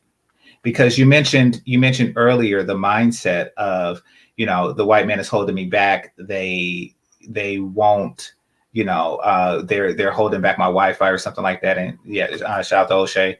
So now there may have been a time that was true, but I think that right now, if we were to use the experiment as an analogy, I think that right now we're at the point where the machine is off. The water machine is off, and we are behaving as if it's on, and we don't know why. If one person attempts to climb the ladder of success, the others will hold them back, and they probably don't even know why. That's what I'm getting at, as far as they don't know why. And also this particular set of circumstances that you described, okay, being there in that place leads to blame mechanics being easily sparked. In other words, people are looking for there's something bad, right? There's some fear that we have, even though we don't know the cause. Mm-hmm. Bananas are up there that we cannot get, okay? Something bad is going on. We don't even really know the cause. But we definitely, in this set of circumstances, are prone to scapegoat people, right? So even somebody that starts thinking, oh, well, I think we can cut down the ladder, or we can do this, some thinking outside the box, if you will. Thinking, again, exercising critical thinking in real time in order to solve a problem, as opposed to just being bound by certain external conditions. Mm-hmm. Okay, you can be bound by internal conditions, but then external conditions is like, I think we can move this, that, the other. people can scapegoat that person and say, you know what, you're probably the reason why it's people like you that, you know, and these things are not rational, right? It doesn't make any sense. It's like, okay, well, people are generally dissatisfied. There is there's the middle class is kind of shrinking, or shall we say the success of the past generation is not necessarily reflected in the future generation. The first time when people can kind of, in America, for example, or can expect to do less well than their parents, right? Mhm. So these things are going on, and then there's a kind of a boy/man crisis, and then okay, Jordan Peterson comes out and he starts just saying, "Oh well, you need to take your cross and carry it up that hill or whatever," and it's really about rescuing your father from the belly of the beast. It's really, anyways, he's doing his whole thing, really just trying to help, but then people just attack him like, "Oh, it's you're the problem," and it's just like when you see those kinds of things that don't really kind of make sense. These are the dynamics typically at play. People traumatized by reasons they don't know why they're traumatized. No original monkey that was sprayed is in the cage anymore. This leads to the ability because we like to copy everything, and we copy a lot of negative too. We copy that ganging up on people, and we have that tendency to gang up on people. That's why. And here's a theory. Here's something. This is a particular theory of human sacrifice that I'm kind of giving you here. Human sacrifice is something that we see all through all societies, right? It's always existed, right? In all levels of societies. Either we're sacrificing humans, but then later on we change it to, oh, don't sacrifice the animals, or whatever. But that human sacrifice thing, that coming together to commit violence on somebody is a great way to bring people together, right? And keep them together and exorcise that particular demon that they're trying to, the scapegoat finding demon, if you will, that is part of the dynamics that we described. There's dynamics of mimicry. We mimic good things, mimic bad things. Then maybe we start wanting what each other wants. Okay. And then an outlet for that tends to be to start mimicking our hate for this one particular person or group or whatever. So it's kind of crazy in that whole mimicry thing. It goes deeper and deeper up to the point whereby we see human sacrifice, which is a systematic way of ganging up on somebody to kind of get something out of our system, and it binds us together. It's almost like, you know what? Me, Game Changer, and the rest of them, yep, we killed them in the warehouse, 1999. We all know, we remember. That kind of thing will keep people together, right? It's this kind of unique, special experience. So this is something that we do as human beings. We need to more understand our ape, dangerous, crazy monkey aspects, because we tend to think that we're kind of fundamentally, to be provocative, good, right? But rather, it's like, no, you come from chimpanzees, those things that rip monkeys apart while they're alive. And when another troop of chimpanzees come through, they like to torture you. In other words, like they bite your balls off and bite off one finger at a time, and they're super strong. But these are your cousins, and you found even a way to dominate the whole freaking damn planet. So stop thinking that you're fundamentally good, or you don't have some kind of things in this machinery that lead you, if you're blind to them, to very dark places. Okay. So if you combine the fundamental good thing with the miracy, I have trouble with that word, but when you combine the two, I guess one can conclude that we might just be good because we're influenced by good people, which means that, social evolution definitely outpaced our biological evolution. And we're really just working under society's norms that's keeping us from behaving in a more primitive fashion, not really our own instincts. That's an interesting way to put it. That's a very good one, because the idea, and many religions get it, and plus also, look, Star Wars gets it, or in other words, we get Star Wars because of this reason. In other words, we need characters to copy. We need role models to copy. Otherwise, I think you're onto something here, right? And then religions know that they give you something to copy. And the idea is to copy something that is outside the Joneses, because keeping up with the Joneses usually ends up in violence. So let's give you something transcendental or transcendent, to copy. And that's what all these mythologies are about. At least when you look through a lens, because these things you're looking backwards. It's like we look backwards in human history and we find these things, mythologies everywhere, these kind of stories, kind of behaviors, and then we tell a plausible story about it, right? So when I say that's what mythology is for, it's not because any particular one creator of mythology sat down and thought this through, but we're just moved by copying of models. So that being the case, it's kind of scary to think about the amount of control modern society has to a species whose biological imperative is to copy others, because it really means that if we are just followers of the strongest influence, the media has an extraordinarily strong influence and has for quite some time. So this is why people like William Randolph Hearst, or why Rupert Murdoch and so on and so forth. There's some people who very quite saliently see that point and go after it and try to get the reins of power in media, right? Mm-hmm. Exactly. So you're exactly. correct.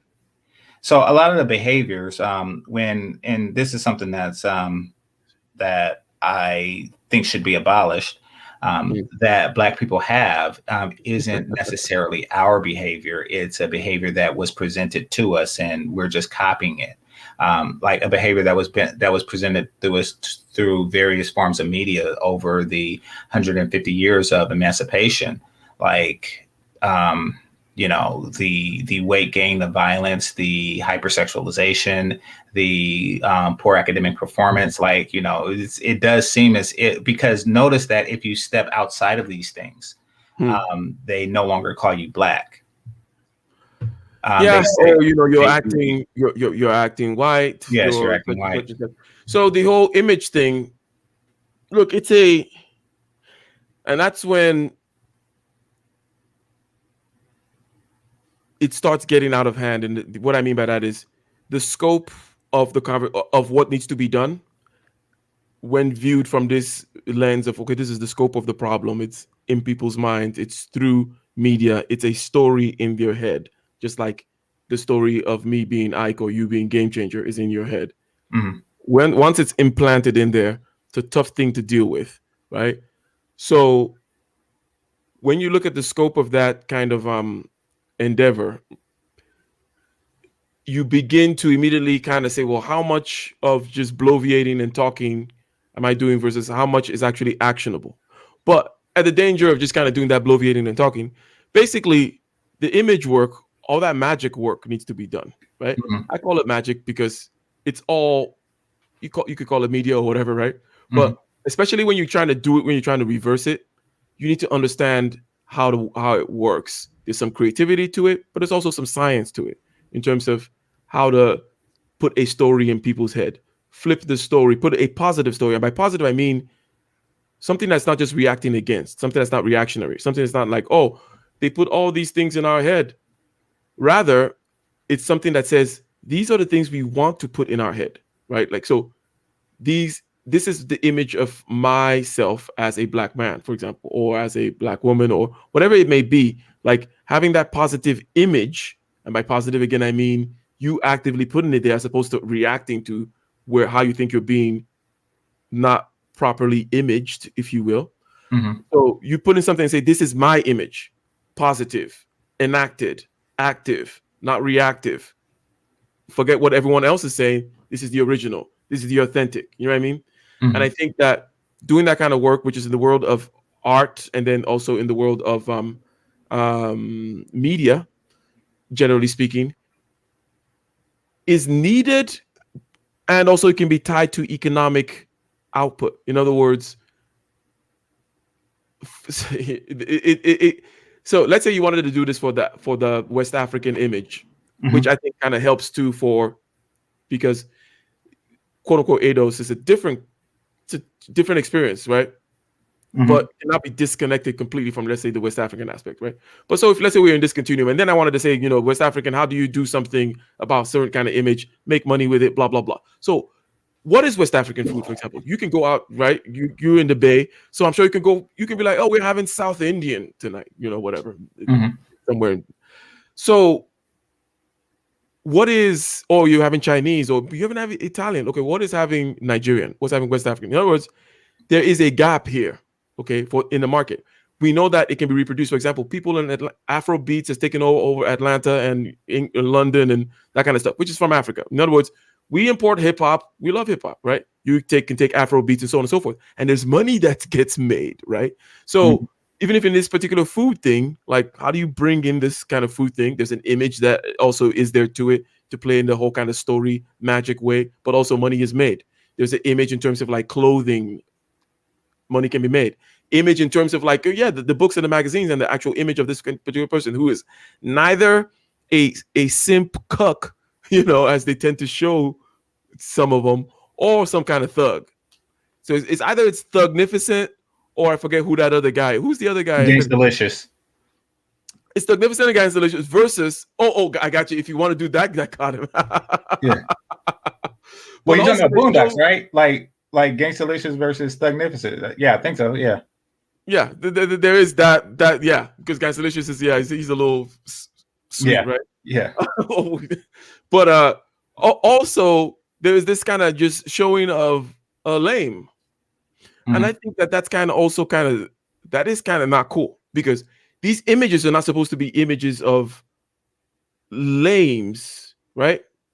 In other words, well, I mean, they don't put a positive image to the lame title, like so all of the positive images seem to go, at least in the ADOS community, seems to go to self-destructive brothers.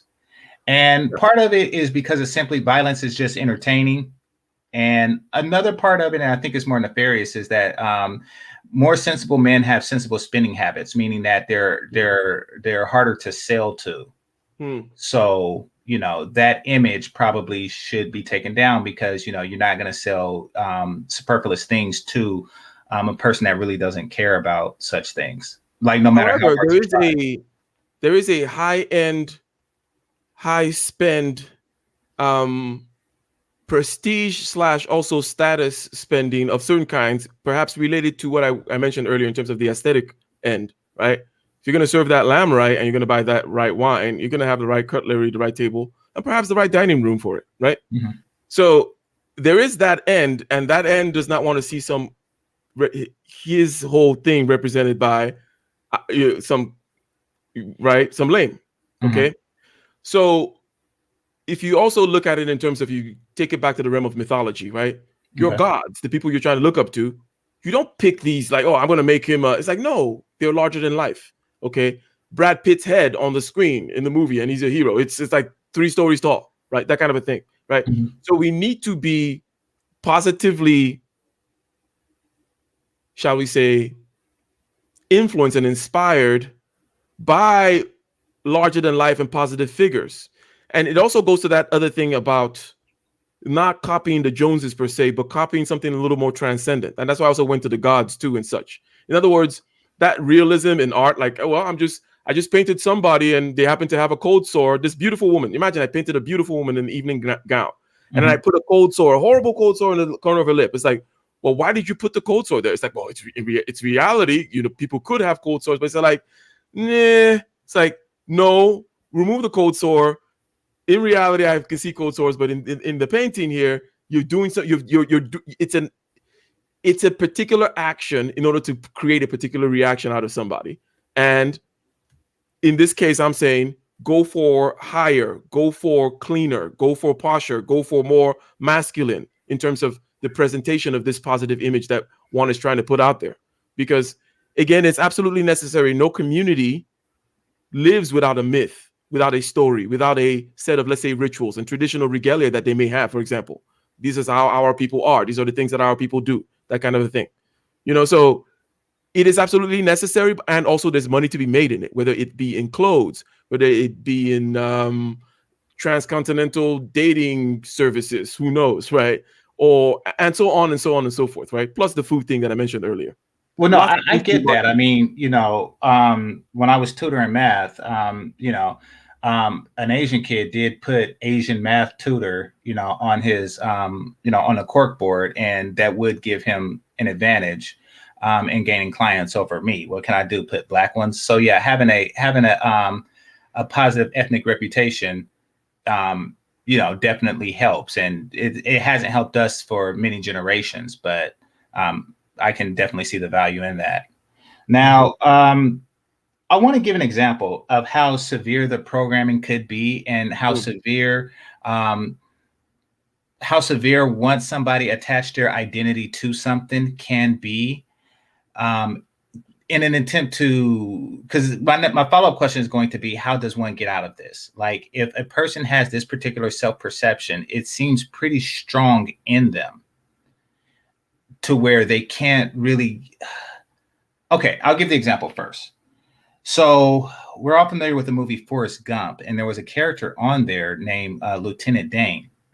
Now, he is a relative, or all of his ancestors, coincidentally, has died in each and every single war that America has fought. Now, with this understanding, he took it to mean that, hey, I am destined to do this. This is who I am. I'm going to grow up, and the stories has been told to him since he was young. I'm going to grow up. I'm going to join the military. I'm going to become an officer, and I'm going to fight. And if there's a war available, I'm going to die in that war.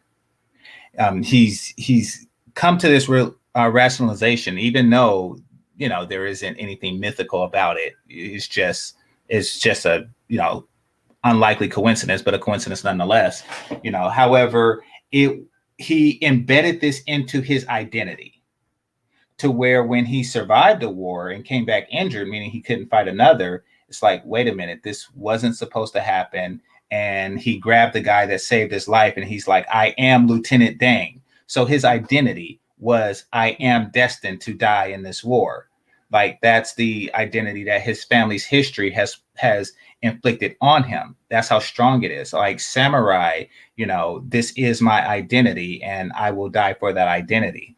There were Celtic priests, who self-castrated, because that's their identity in relationship to their religion and things like that. So it is a very strong thing once outsiders put an identity into you, and knowing that that's the depths that people who had this identity projected on them, would go. How would you say one should counter that?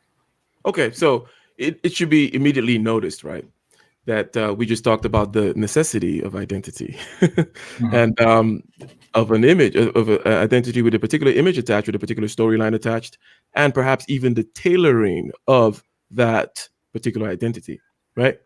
So then we see the flip side, or how it could go wrong. How identity can go wrong. Now we're getting down to the individual level of things, because on the group level, you need to make sure that the identity / reputation, all the forms of media, music, print, social media, and so on and so forth, is on point in whichever organization and or group of peoples, right, that you're trying to represent, right? So in the area, though, of how not to let your identity manipulate you, I think I'll go back, revert to something that I said earlier, which is that your identity, let's say, GC, that's your name. Your name is GC. You were born in a particular year to a particular family whom has a story already going on. Okay, this is the story of this particular family. We live over here in this particular part of the Bay. This is our socioeconomic status, and so on and so forth. This is what your grandfather did during the war, right? That line is a storyline that you're not part of as well. As you grow up, there's autobiographical data that you take on. You fill up this identity structure, which is necessary. It's part of the structure of our minds. It's how we operate, right? We fill it up with autobiographical data as well, but it's very self-selective, right? We don't put in everything in there. We trying to paint a certain image of ourselves.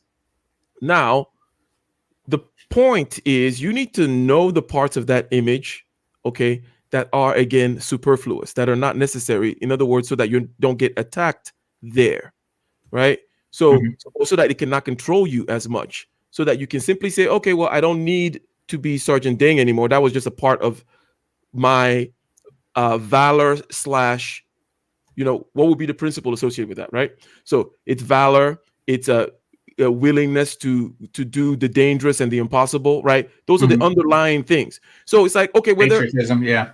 patriotism, so on and so forth, it's like, okay, I'm going to take away the Sergeant Dang slot, and then I'm going to replace it with something else. I don't know. I'm going to start Blackwater, become, what I mean by that company.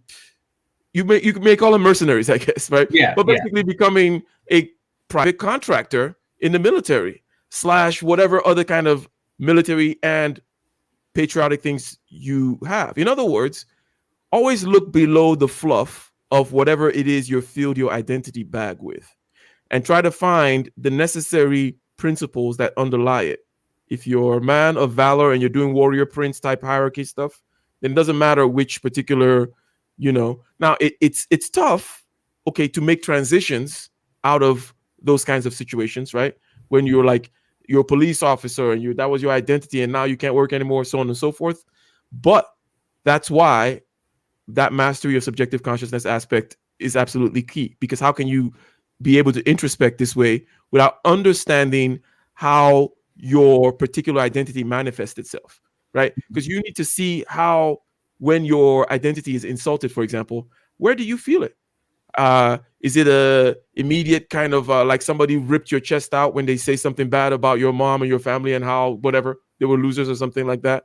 What does that feel like? Watch that, sit with it, become comfortable with it, become acclimated to it. And in that way, you can perform the surgery, which I talked about, right? The surgery is, there is a core to your identity. Make sure you understand what the core is. There's going to be some kind of superfluous things added about your particular age, your particular sex, your particular kind of job, you're here right now, your particular history, blah, blah, blah. I'm this man, I'm this kind of this. Okay. But in order to be able to surgically kind of remove one, let one particular aspect of your ego die, and then kind of continue like a phoenix, then you need to be able to observe how in real time that ego aspect of the ego manifests themselves. Become comfortable with them. That way you can be able to sidestep them. You can become the observer of them rather than being caught in them. Okay. Very good point. Very good point. That definitely takes a lot of discipline to do. We all struggle with it. A lot of us don't even know that we do, that we are being programmed by outside forces that are very powerful.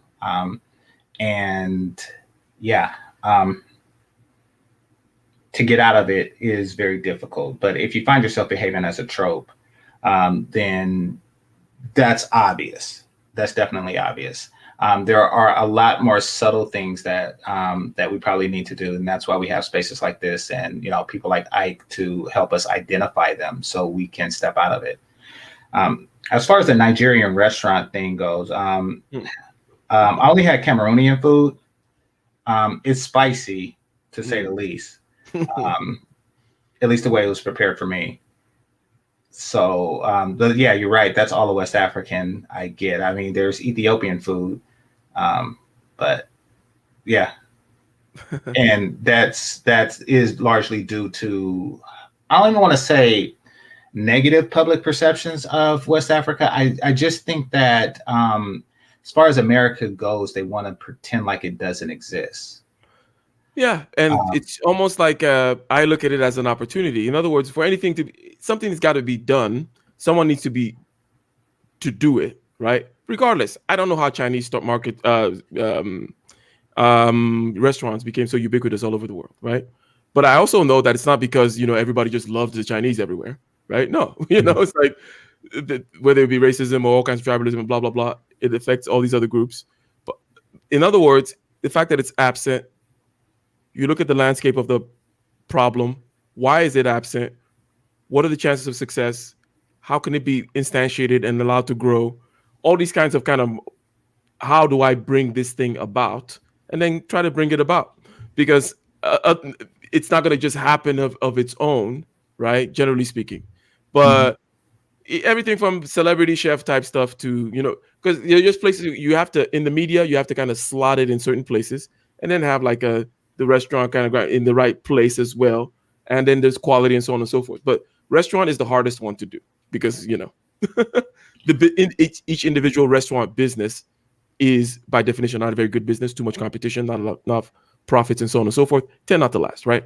So, but other aspect that could be brought in that you can then sneak the food into, because once the food pops, and then you can now say I'm having Nigerian, I'm having Cameroonian, and just the way you would say I'm having Indian, then somebody's going to be making that money, I guess, or the marketplace will be better off for it, I guess. Yeah, exactly. And the people, who represent the culture will also be better off for it. And hopefully one day, my son will be able to say Black math tutor, and it means something. It means something positive. It's actually a selling point. And ladies, don't think that you're absent this. Try to open up a massage parlor and then say Black woman massage. It is just not going to happen. However, Asian massage and Swedish massage seem to sell very well, no matter where you go. So yeah, creating a positive brand has its benefits for the culture that created it. However, it requires not just the change of media perception. Individual public perception must be altered too. This is particular to the women. You can't really tell society to ignore your bad apples when their bad apples are presenting themselves. You have to, say, hey, you're making us look bad. Being overweight is making the collective look bad, and it's making us hard to sell us as a culture of beautiful women.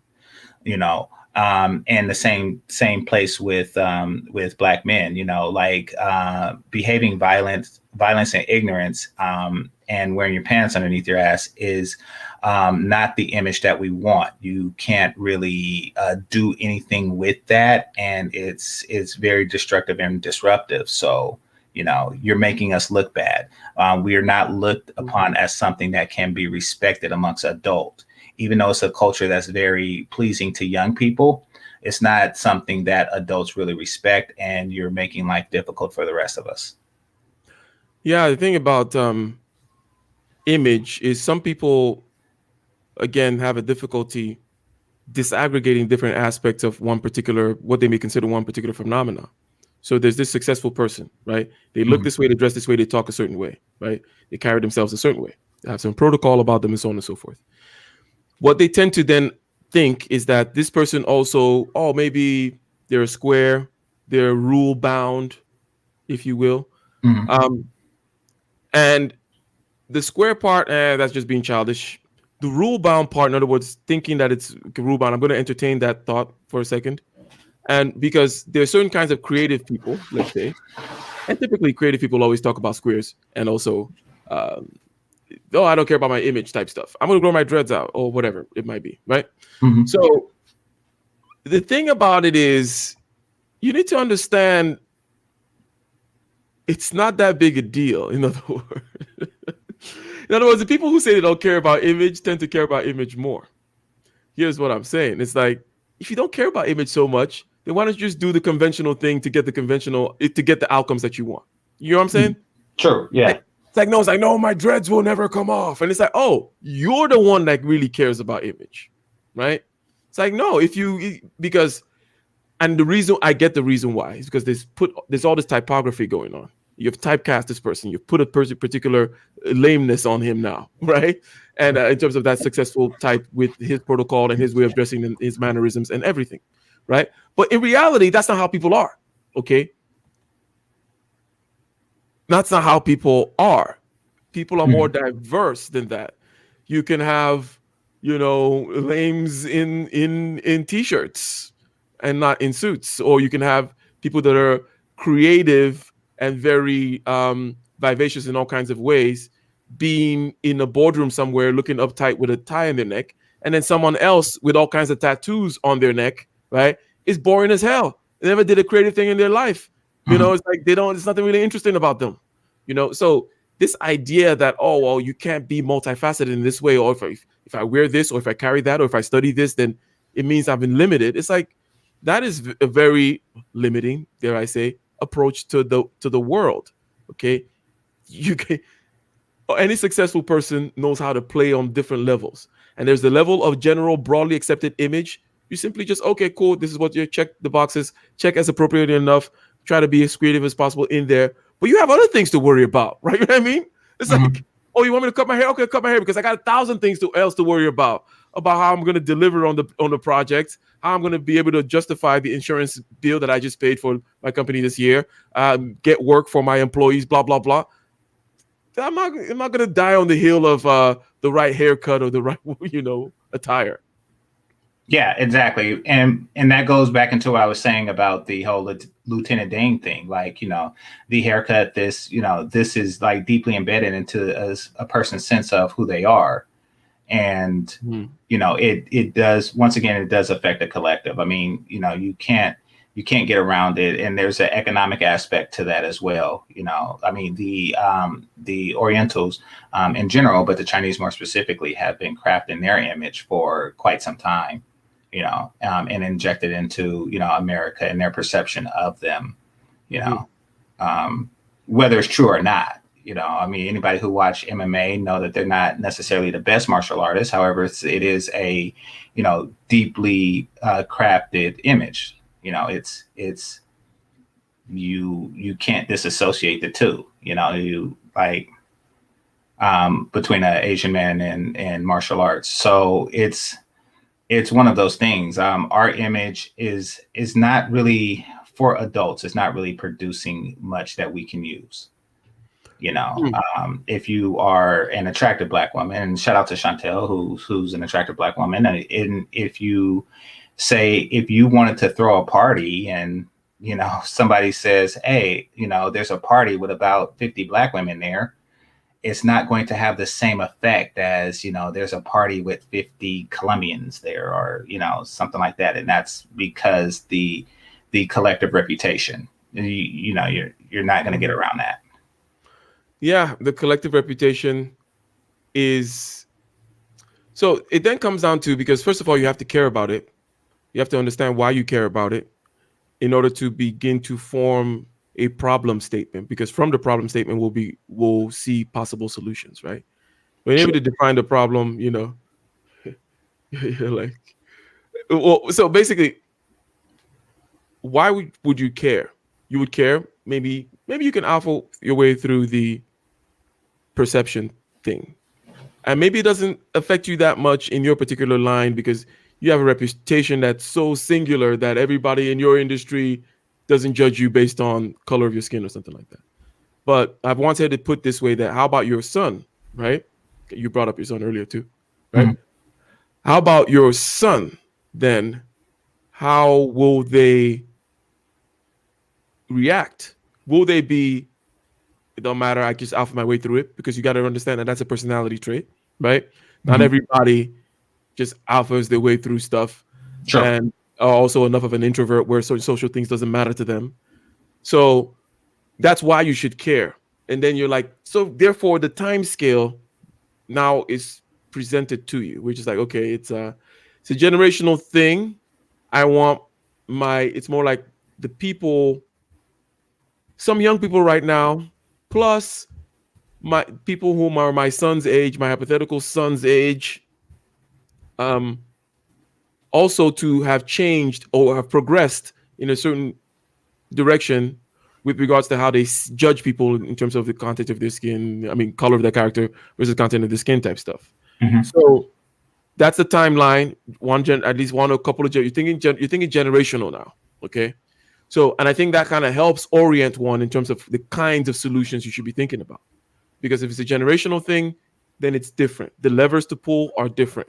The approaches to take are different.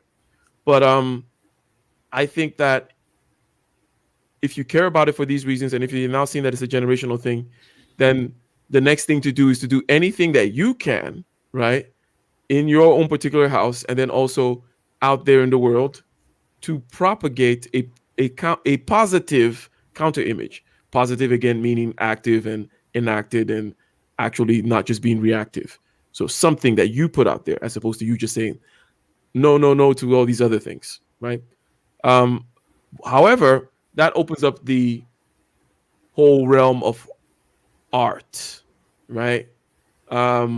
Which I think is very important. And that's why the crappy music and the crappy social media, so on and so forth, and all that kind of stuff is bad, but then what is the good replacement, and how can it be marketed effectively to make just for you to see the outcomes in those two generations that you're shooting for?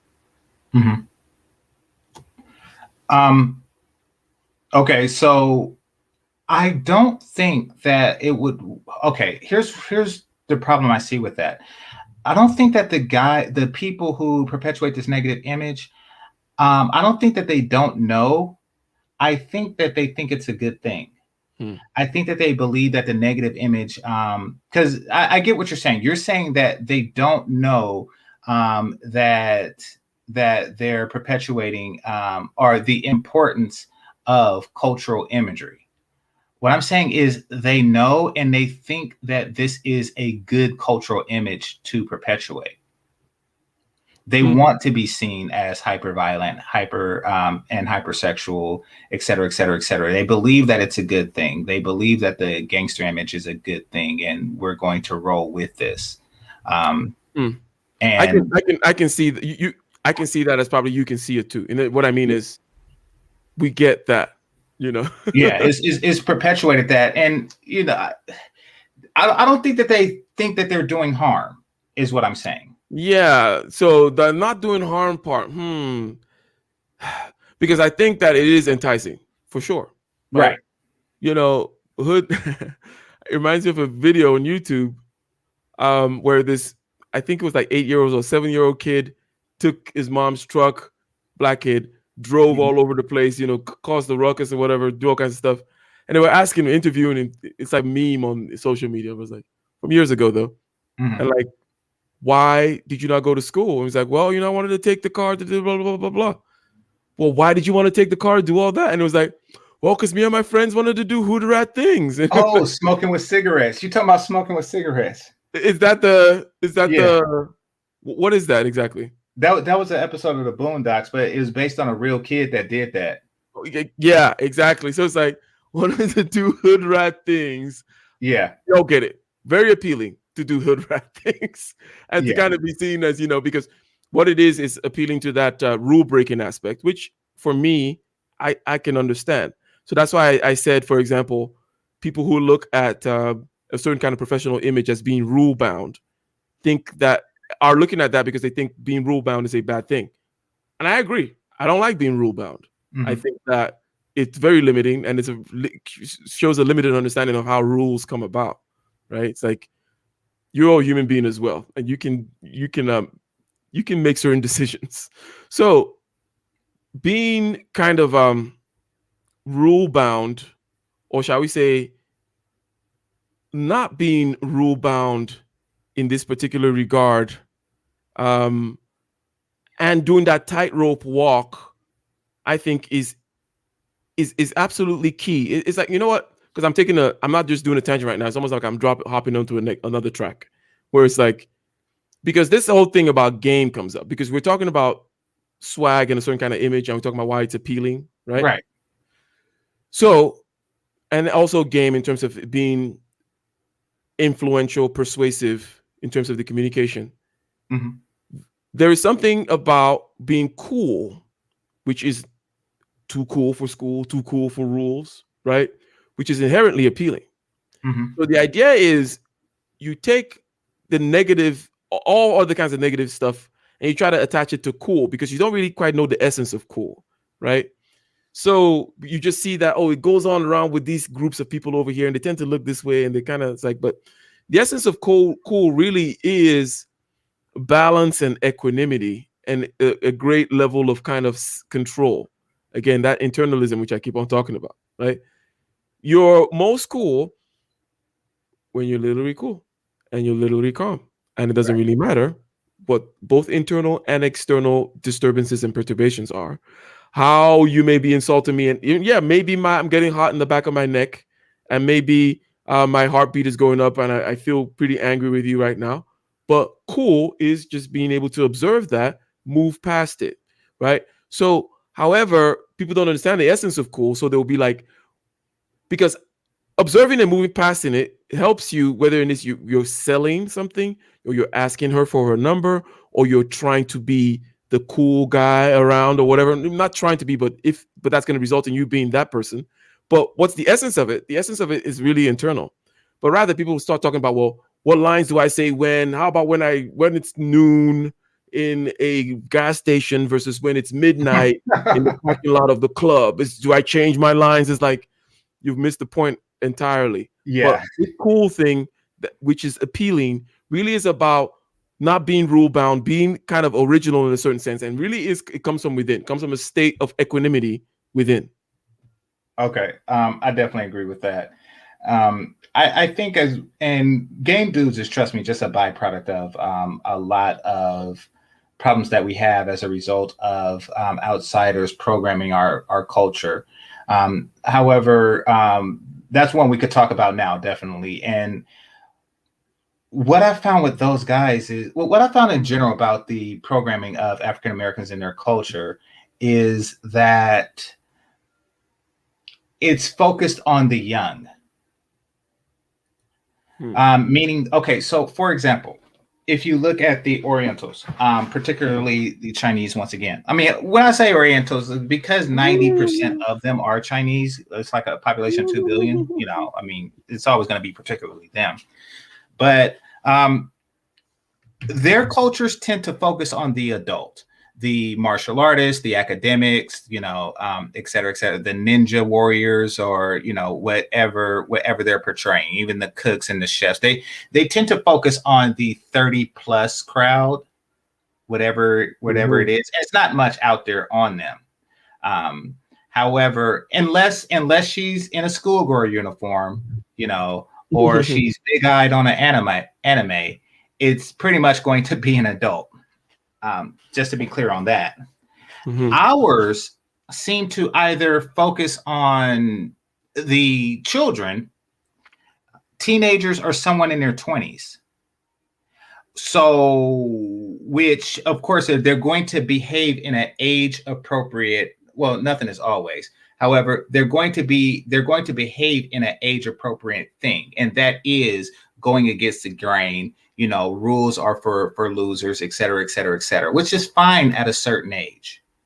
And a lot of people attach their identity to this particular age group. And what winds up happening is like, okay, you know, you're an adult now. Not only should you be, you know, more focused on following rules, you should be making them and enforcing them.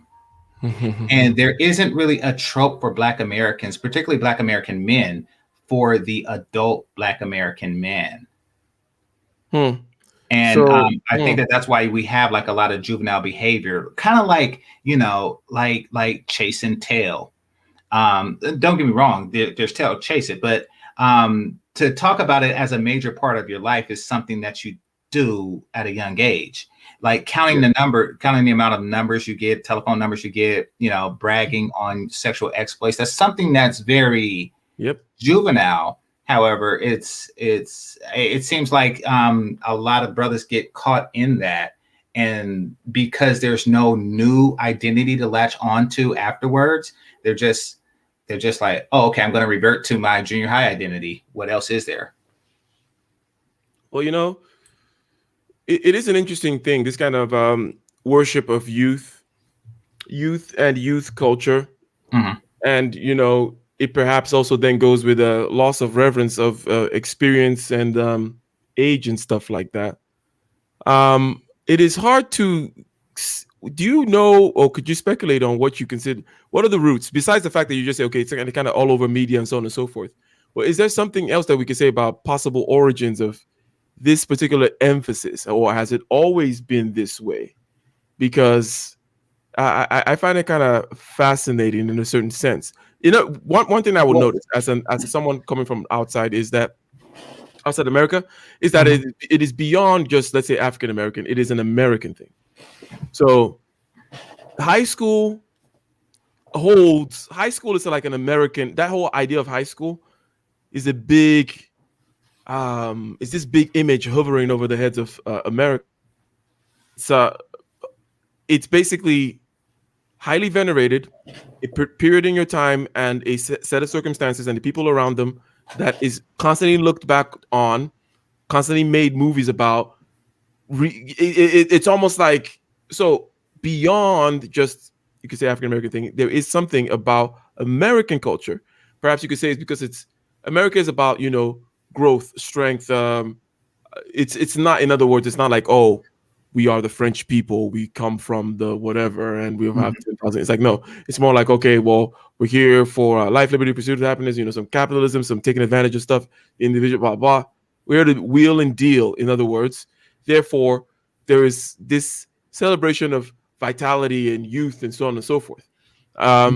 Generally speaking, Americans don't age gracefully. There's that whole putting your parents in the old people home versus, let's say, if you take the Chinese, Oriental, as you like to call them, example, then you would see that an opposite kind of behavior going on there. So beyond the fact that it shows itself in African American, I just notice it in America writ large, because where I'm coming from, it's quite different, more on the Asian model, more on the you respect people simply by age, even if it's 2 years or 1 year older.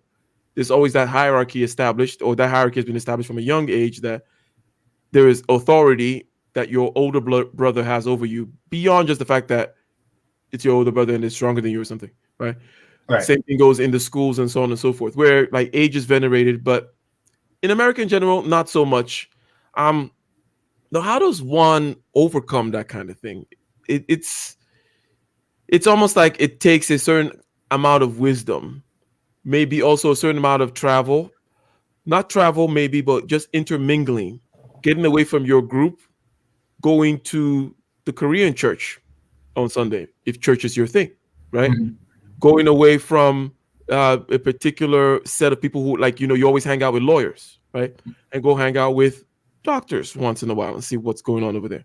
In other words, whenever you do this kind of expansion, it definitely affects your ability to take, using your mixed martial arts example, for example, like take from different aspects of things and use what works, even though, because no culture has everything, because you have to choose something to be particularly good at and something to emphasize, right?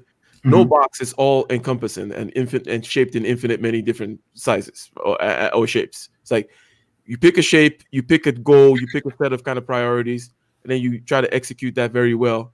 So consuming culture, I think, will be a good antidote to this particular thing you mentioned. I agree. And I often talk about that. And that's another area that we trouble with, because when we take a positive aspect of another culture, they do say that that's, you're acting white or you're acting Asian or something like that. And by the way, just so no one thinks that I'm doing something, I don't use the word Oriental as a pejorative, because it's not, and it shouldn't be. I use the word Oriental because when Americans say Asians, they mean Oriental, but they don't really. It sounds bad in an international way, and I'm pretty sure you being Nigerian, can agree. If I were to say, oh yeah, I got 3 Asian friends and 2 Indian friends, like that. That sounds kind of, now it doesn't sound bad to us, but it sounds bad on an international plane, because Indians are Asian. Now they're not Oriental, which is what you mean to say, but you kind of sound. It's just a bad thing. It is. You want to be more precise, and I've never heard a Oriental person complain, like, because it's not. I don't know who told society that this was. But once again, don't be programmed. I don't know who told society. It's all those monkey things, right? Like none of us know why this rule exists. Exactly. I don't know why the rule exists, but no, that's what they are, and that's why I call them, because I'm talking about this particular group of Asians. I'm not talking about Arabic people. I'm not talking about Indian people. I'm not even talking about Russians. So just to be clear, this is the group that I'm talking about. And that's why I do that. As far as the country itself being hyper focused on a particular age group, that is something that happened to us as a result of, after World War II, we received, call it what you like, Gabe. there's nothing inappropriate about Oriental. Anyway, our hyper focus, in my experience, stems from the period after World War II, where America received a lot of economic prosperity. What happened as a result of it was that a group of people, young people, who didn't have any spending power and was overlooked, now was looked at. Like you see the images of, the guy in the leather jacket in the 50s with a Chevy, even though he's 18 years old. So not only were the parents prosperous, the children were too. And that opened up a new market group. So they're like, okay, let's make television shows, movies, et cetera, et cetera, et cetera, that appeals to this particular group, because this group has money and they don't have all of their income is disposable, for one. They don't really have the hangups that an adult would, nor do they have the wisdom. You have a group of people with money that spends it frivolously. Let's go. And then you're going to get an influx of all of these things that point to them. In addition to that, what came shortly after was this whole don't trust people over 30. They were separating the children from the adults, in a sense, because they don't want the adults to influence their own children. They want to be the sole influencer of the children. An adult will tell you something like spend sensibly, spend responsibly. Do you really need a $2,200 watch?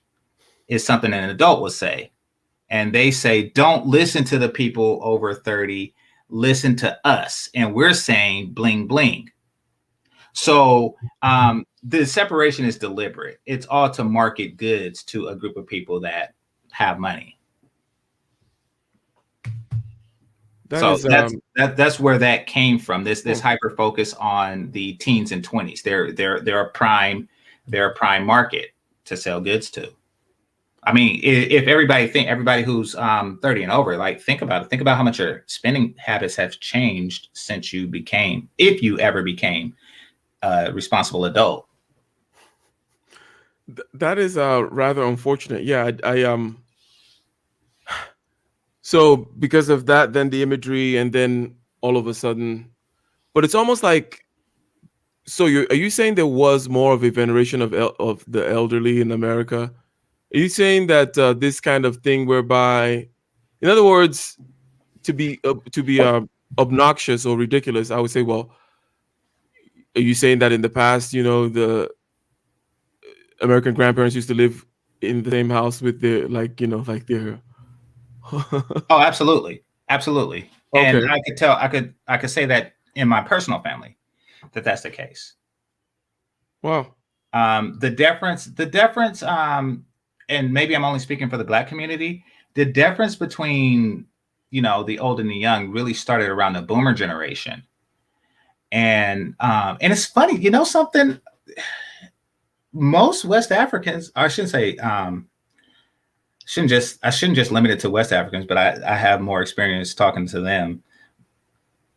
That's one of the first criticisms they always have. My girl, like, I can't believe you put your old in a nursing home. Like, that's one of the first critiques that they have about American culture. That's interesting. But yes. I'm sorry? I say yes, that is typical. Yeah. But so it started around the generation that's one above me, the boomer generation. And I think that they would be someone who's born between like 65 and 80, or 1960 and 1980, or somewhere there around. I don't know. Like, I think boomers are just above 55 and below 75. Let's put it like that. So sounds about right. Yeah. Okay.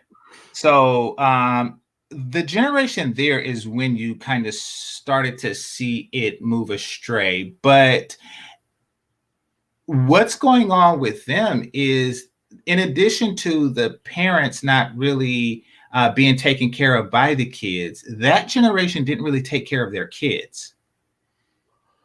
Yeah, And and I think also that that's something that, oh, go for it.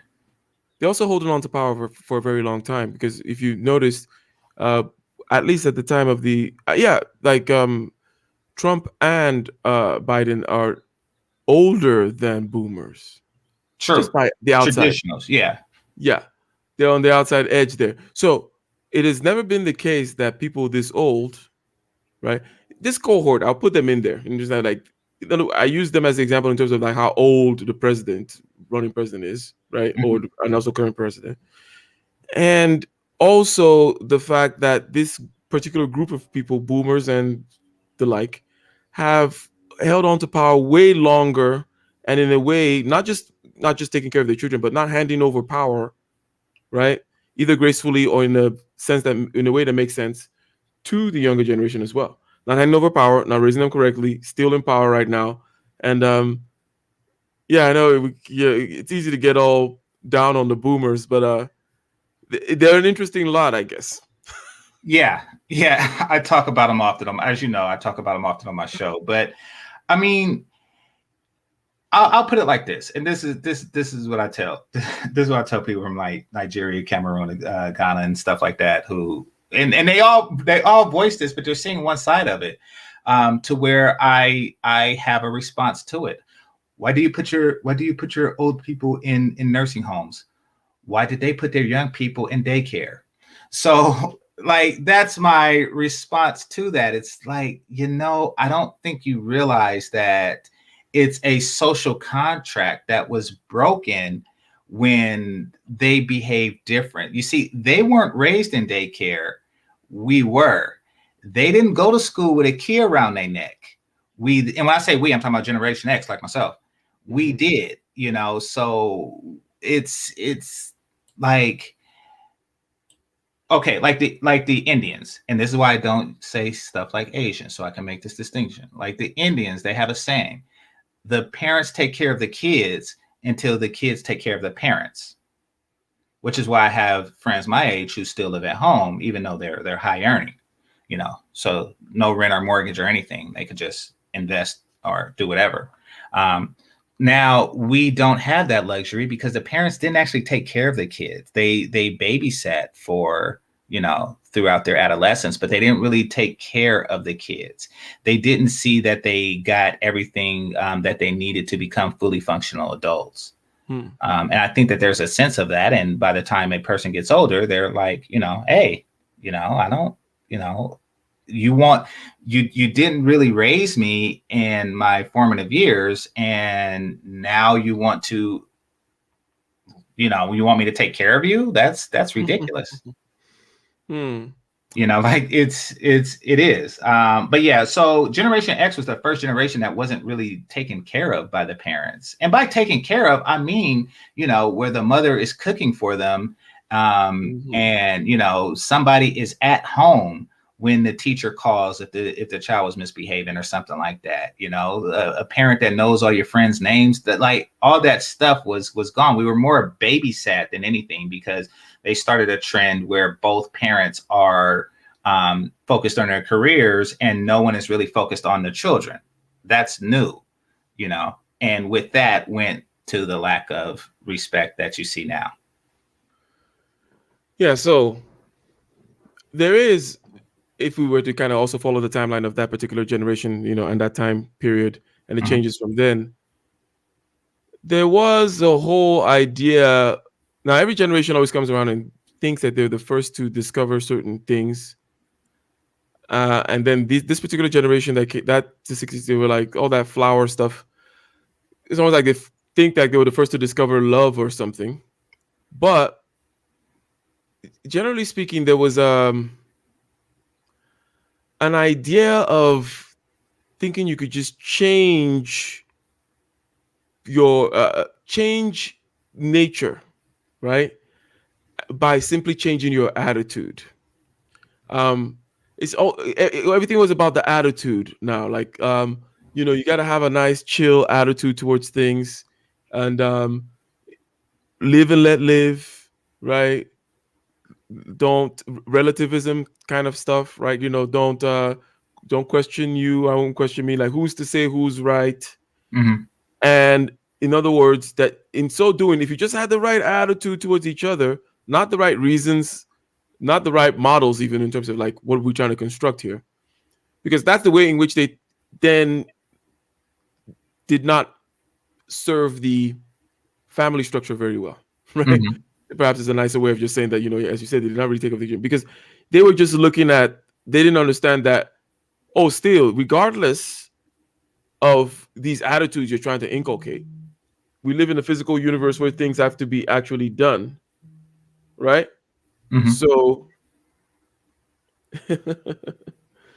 that it seems like it's something that they did not quite take into consideration. Exactly. Well, let me know when you're ready to go. That's fine. But Yeah, I think I'm gonna have to wrap it up in a little bit, but okay, I'll wrap it up soon because I want to talk to you about something afterwards. Wrote it down. Okay, so yeah, I want to talk to you something about afterwards. So I'll wrap it up soon. So what we have with the previous generation, with the boomers, is we have a generation because it's a give and take. You give to your kids, and those kids give to you. And you take from your parents, and then you give to your parents. Like it's an exchange. What we have with the boomers is a generation that took from the parents and then later attempted to take from the kids. Like, okay, I was raised in a traditional household, and I had all these advantages as a result of being raised in a traditional household. So I took from the previous generation. Now I'm going to put them in a home. I'm not going to give back to that generation, and I'm not going to give anything to the next generation. And then when I become of age, I am also going to request to take from that generation. It's like you say, it's a very unique generation, and they broke, generations of traditions with that. That's kind of like how we found ourselves in this predicament. And trust me, you're not the first person from West Africa that's asked me about that. Makes sense. Yeah. So, I mean, but no, ideally, we would like to set something up to where, maybe the millennials take care of their children and, not being aware the children will take care of them and, reset the clock or, relink the chain, so to speak.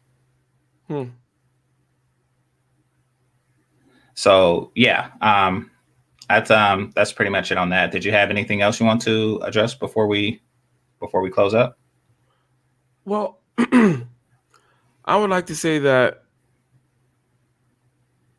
underlying all this is, on the one hand, looking at life in a way that allows you to problem solve, in a way that allows you to see the different layers, shall we say, of reality. In other words, it's like, look at the fundamental facts of what's something that happened in a cold, dispassionate way without any of your story involved in it. Mm-hmm. And then also being able to see your story on top of it. In other words, you got slapped in the face, right? Fact is, something hit you in the face. That's the thing that that's kind of like some seems to be a hand hit me across the face. Okay. Kind of hurt, whatever. And then there's the story level of, it was this guy, it was Sean. I can't believe Sean hit me in the face, and blah, blah, blah, blah, all that kind of stuff. Being able to move between these two levels, okay, gives you the ability to kind of look at life and, generally speaking, as a problem to be solved. Because when you look at life as a problem to be solved, that's when you're not stuck in that rut of a zero-sum game. Yeah, I guess they like to call it scarcity mindset. That'll lead you to be, the backstabbing, gaslighting, sabotaging, right? Right. So, generally speaking, I called it previously making real-time critical judgments, right? Like where you're not, you're able to tackle life as it comes along. And in order to do this, you're going to need to deal with your internal, the whoops and wharfs of your feelings in your body and your psyche. images in your head talk in your head, your dreams, your imaginations, and things that move you in the head, and also the way your body's constituted. So it's like you need to be able to focus in on that to get a hold of that, so that you can then play out in the world that comes out you at you without so much anxiety and stress. So you can look at the world in a positive way. So that I'll have to say is and any particular trait that people have that or people exhibit that is counter to this. In other words, if they tend to complain, if they tend to not, if they tend to find a problem for every solution, as I've once heard it said, Mhm. if they tend to not see opportunities, if they tend not to try things out, if they're not even successful in one particular opportunity. Where, for example, it's like, okay, game changer, you have a bunch of friends and you guys are all software engineers. You guys do fairly okay for yourself, but there are people who like to talk about, let's say, things that they would like to do. And then Mhm. there are people who have done things and they've tried and then they've failed, but they're also successful in the things that they should be successful at. Like, let's say, like, hey, Carl, obviously Carl should be good at software engineering. You should at least maximize that because that's the one. But he has also tried maybe some other businesses and failed at it. Carl is the more valuable person, right? And has skin in the game, okay, than somebody who just tends to talk about it. Because when you talk about it, there's that you're still in the beginning parts of the Dunning-Kruger effect, where you think you know more than you know. That's why you're talking about it. But the more you know, you realize that you don't really actually know, and you shouldn't be saying anything about it. Plus, also, it's like riding a bicycle. Most things are like riding a bicycle. So it's kind of pointless talking about riding a bicycle. It's like I can't really. There's no information being passed along until you get on the bicycle. You're not really gonna learn anything, anyways. So the more you do stuff, the more you realize it's like riding a bicycle, and the less you talk about it. Those kinds of people, those kinds of traits are what you want to find. People who do stuff, talk less, are looking at life in terms of having real-time critical thinking and problem solving. Everything else will completely derail you on your path towards success, I would say. Okay, I'll ask this before we go. How would you classify somebody? For those of you who don't know, the Dunning-Kruger effect is someone who believes themselves to be smarter than they are because they're basing their accomplishments on a bar that they set for themselves, I guess is the best way to describe it. I think, you know Go. what, it's a stage that everyone has to go through in learning anything new. It's just that some people will stop there. So that'll be, you're saying a Dunning-Kruger type of person. But Yeah.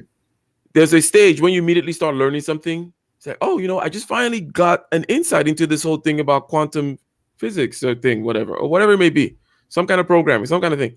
And you think you know more because you kind of think, oh yeah, I get it. I'm learning a lot right now. And then later on, you see it's the same way of just saying the more you know, the more you realize you don't know, right? Because the boundary of ignorance is increasing as the circumference of the knowledge grows. You have a tiny knowledge, you have tiny boundary. So you have tiny ignorance. Like you don't know what you don't. You know what I mean? Your boundary of ignorance is just right there. But when you have big knowledge, you see very vast boundaries of ignorance around you. And the Dunning-Kruger effect is, you're beginning to learn something, you think, it's just this little small space, and then you learn more, you realize, I don't know crap. Plus you start doing it too. Anyways, I'm sorry. Go ahead. A person that doesn't know how much they don't know is probably, yeah. How would you categorize somebody? Because you say you're putting people into talkers and doers. A person who is doing, however, they're talking as they're doing, but there's some apprehension in getting it done. Like a person who's doing but not really having it done. How would you? So I would say I'll take it back to that. There should be people like this should be evaluated on their having success or their track record in one particular thing. In other words, there should be something where it's like, you know what, game changer, you should be at least be a decent software engineer, like that part. Maybe you're not the master of the universe yet, and at least you're trying, blah blah blah. But in other words, they need to have this one thing that you can be like, well, they should at least be nailing this because I know they're gifted in this area, or at least it should be simple enough for them to blah blah blah. And then, because if that's not there, then there's just total dysfunction in everything. So if they have one particular area and then they're trying in another, maybe they need to partner up with someone else, okay, who may have certain particular skills that they don't have in order to overcome this particular or get past this particular stage in the idea of the business or whatever, right? Mm. Maybe they need to focus more on some other aspect, find somebody, demarcate really quickly. What is this person doing? What am I doing? Or where do I need help in is basically, because it may be that the reason for hesitation may be, I know it's going to involve a lot of spreadsheeting. I don't want to do any spreadsheets. That may be what's holding back this idea of yours. But anyways, that's kind of what I would say about that type of a person in terms of you evaluating them. Or also, if it's you, then find your strength. It's another way of putting it, and double down on it, right? Mm. Find your strength, double down on it. Like, nail that sucker down. Get a nice little anchor, bring big tent ropes and make sure that your strength is secure. Then maybe later you could try to, look at your weaknesses and stuff like that. But get that strength down. It's another way of saying when you're evaluating somebody, they should have one area of competence, which they should have demonstrated some level of proficiency and mastery enough to see outward outcomes on a track record in the real world before you get what I'm saying. I get you. Okay, so yeah, on that, do you have any closing thoughts? Yeah, I keep on making very long-winded and meandering closing remarks, and then we end up with another closing remark. Yeah, true. I'll just have to say that it's been a pleasure. Okay. I try to censor myself, or edit myself. It's been rather nice, and that basically you need to think about. Leave three things: people inspire you, or you learn from them, or they're people whom are in the trenches with you, like they're giving you opportunities, or you're collaborating with them. Okay, and these people have certain attributes and characteristics that you should look out for, and they tend to be, again, looking at the world as a place for opportunities and so on and so forth. Therefore, you should avoid people who don't have that. I'll say that, and then I got to go get this delivery real quick. Okay. Well, with that, stay behind though, because I want to ask you something afterwards. And with that, I want to thank the members. I want to thank the Cash Apps and Super Chats, the managers and moderators, those who are listening silently, and those who participated in the chat. Make sure you hit that like button on your way out. And remember, this is Game Changer 00100. Game over. Peace.